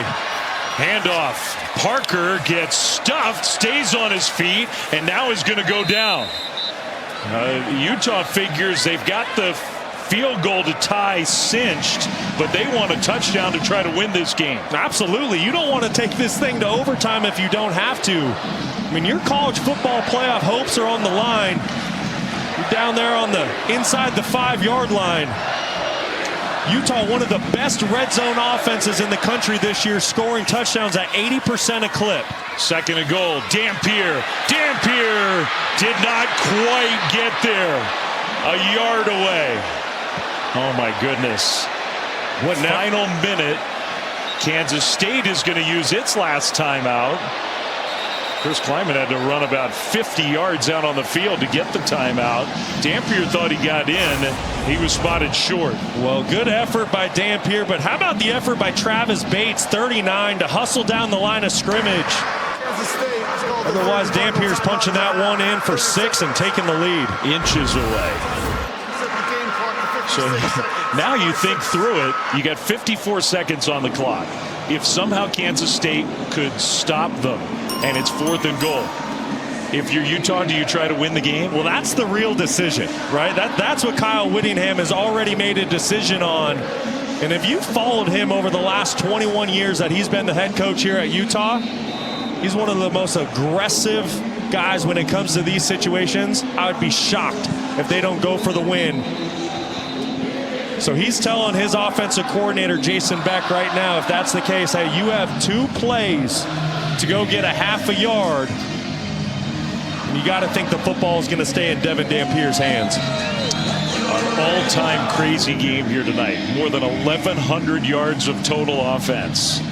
And Kansas State, record-setting night of rushing offense. But now Avery Johnson has to be over there thinking he may still have some work to do on his end if Utah can tie or take the lead. Well, and he's thinking, hey, Utah, if you're going to score, do it right now, because I want some time to try to get a touchdown of my own if need be.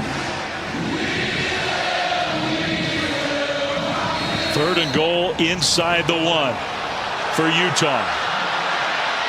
Parker and Dampier. Parker in motion. Dampier keeps it. Dampier, touchdown, Utah!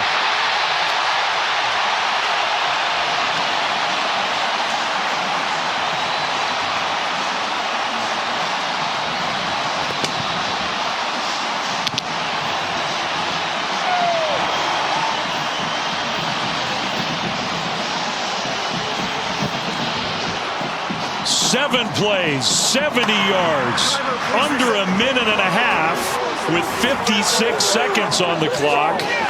And a very big extra point coming up here. The Utes' playoff hopes are still alive. How about that effort by Devin Dampier? Talk about a quarterback that would not be denied. He met linebacker Desmond Purnell, all 232 pounds of him in the hole, and punch that football in.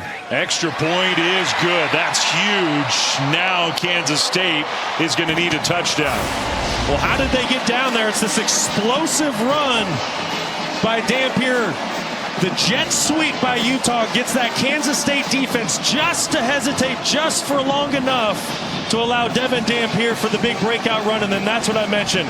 That's Purnell and Dampier meeting in the hole at the goal line. Who wants it more? And Devin Dampier would not be denied. Absolutely incredible. Utah was down 47-35 with Kansas State lining up to go for two. Tipped ball, interception, take it back the other way to get 2 points for the Utes. Touchdown, touchdown. It's 51-47 with 54 seconds left and Kansas State out of timeouts. What a ball game we witnessed this afternoon and evening here at Rice-Eccles Stadium.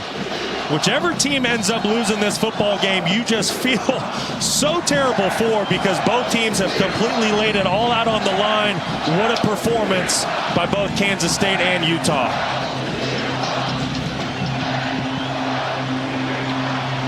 "54 seconds from keeping those playoff hopes alive for the Utes."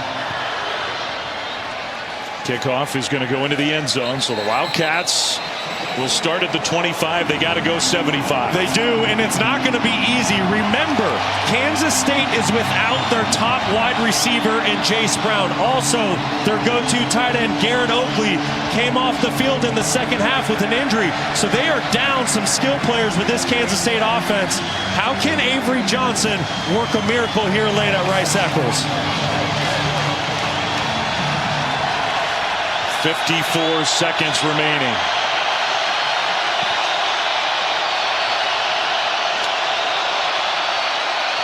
Johnson in the pocket is going to throw. Triple coverage over there, intended for Tibbs, incomplete. Well, really good coverage by Utah. We know how much man coverage they want to play, but with the lead in just 49 seconds and Kansas State with no timeouts, they're going to play more zone coverage. That's exactly what they did. Just nowhere to go with the football for Avery Johnson.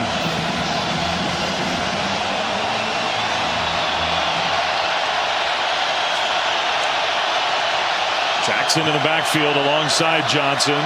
In to help pass protect. Johnson scrambling. Throws across his body. And it's intercepted. The senior, Lander Barton. And that's going to do it. A crazy come from behind win for Utah.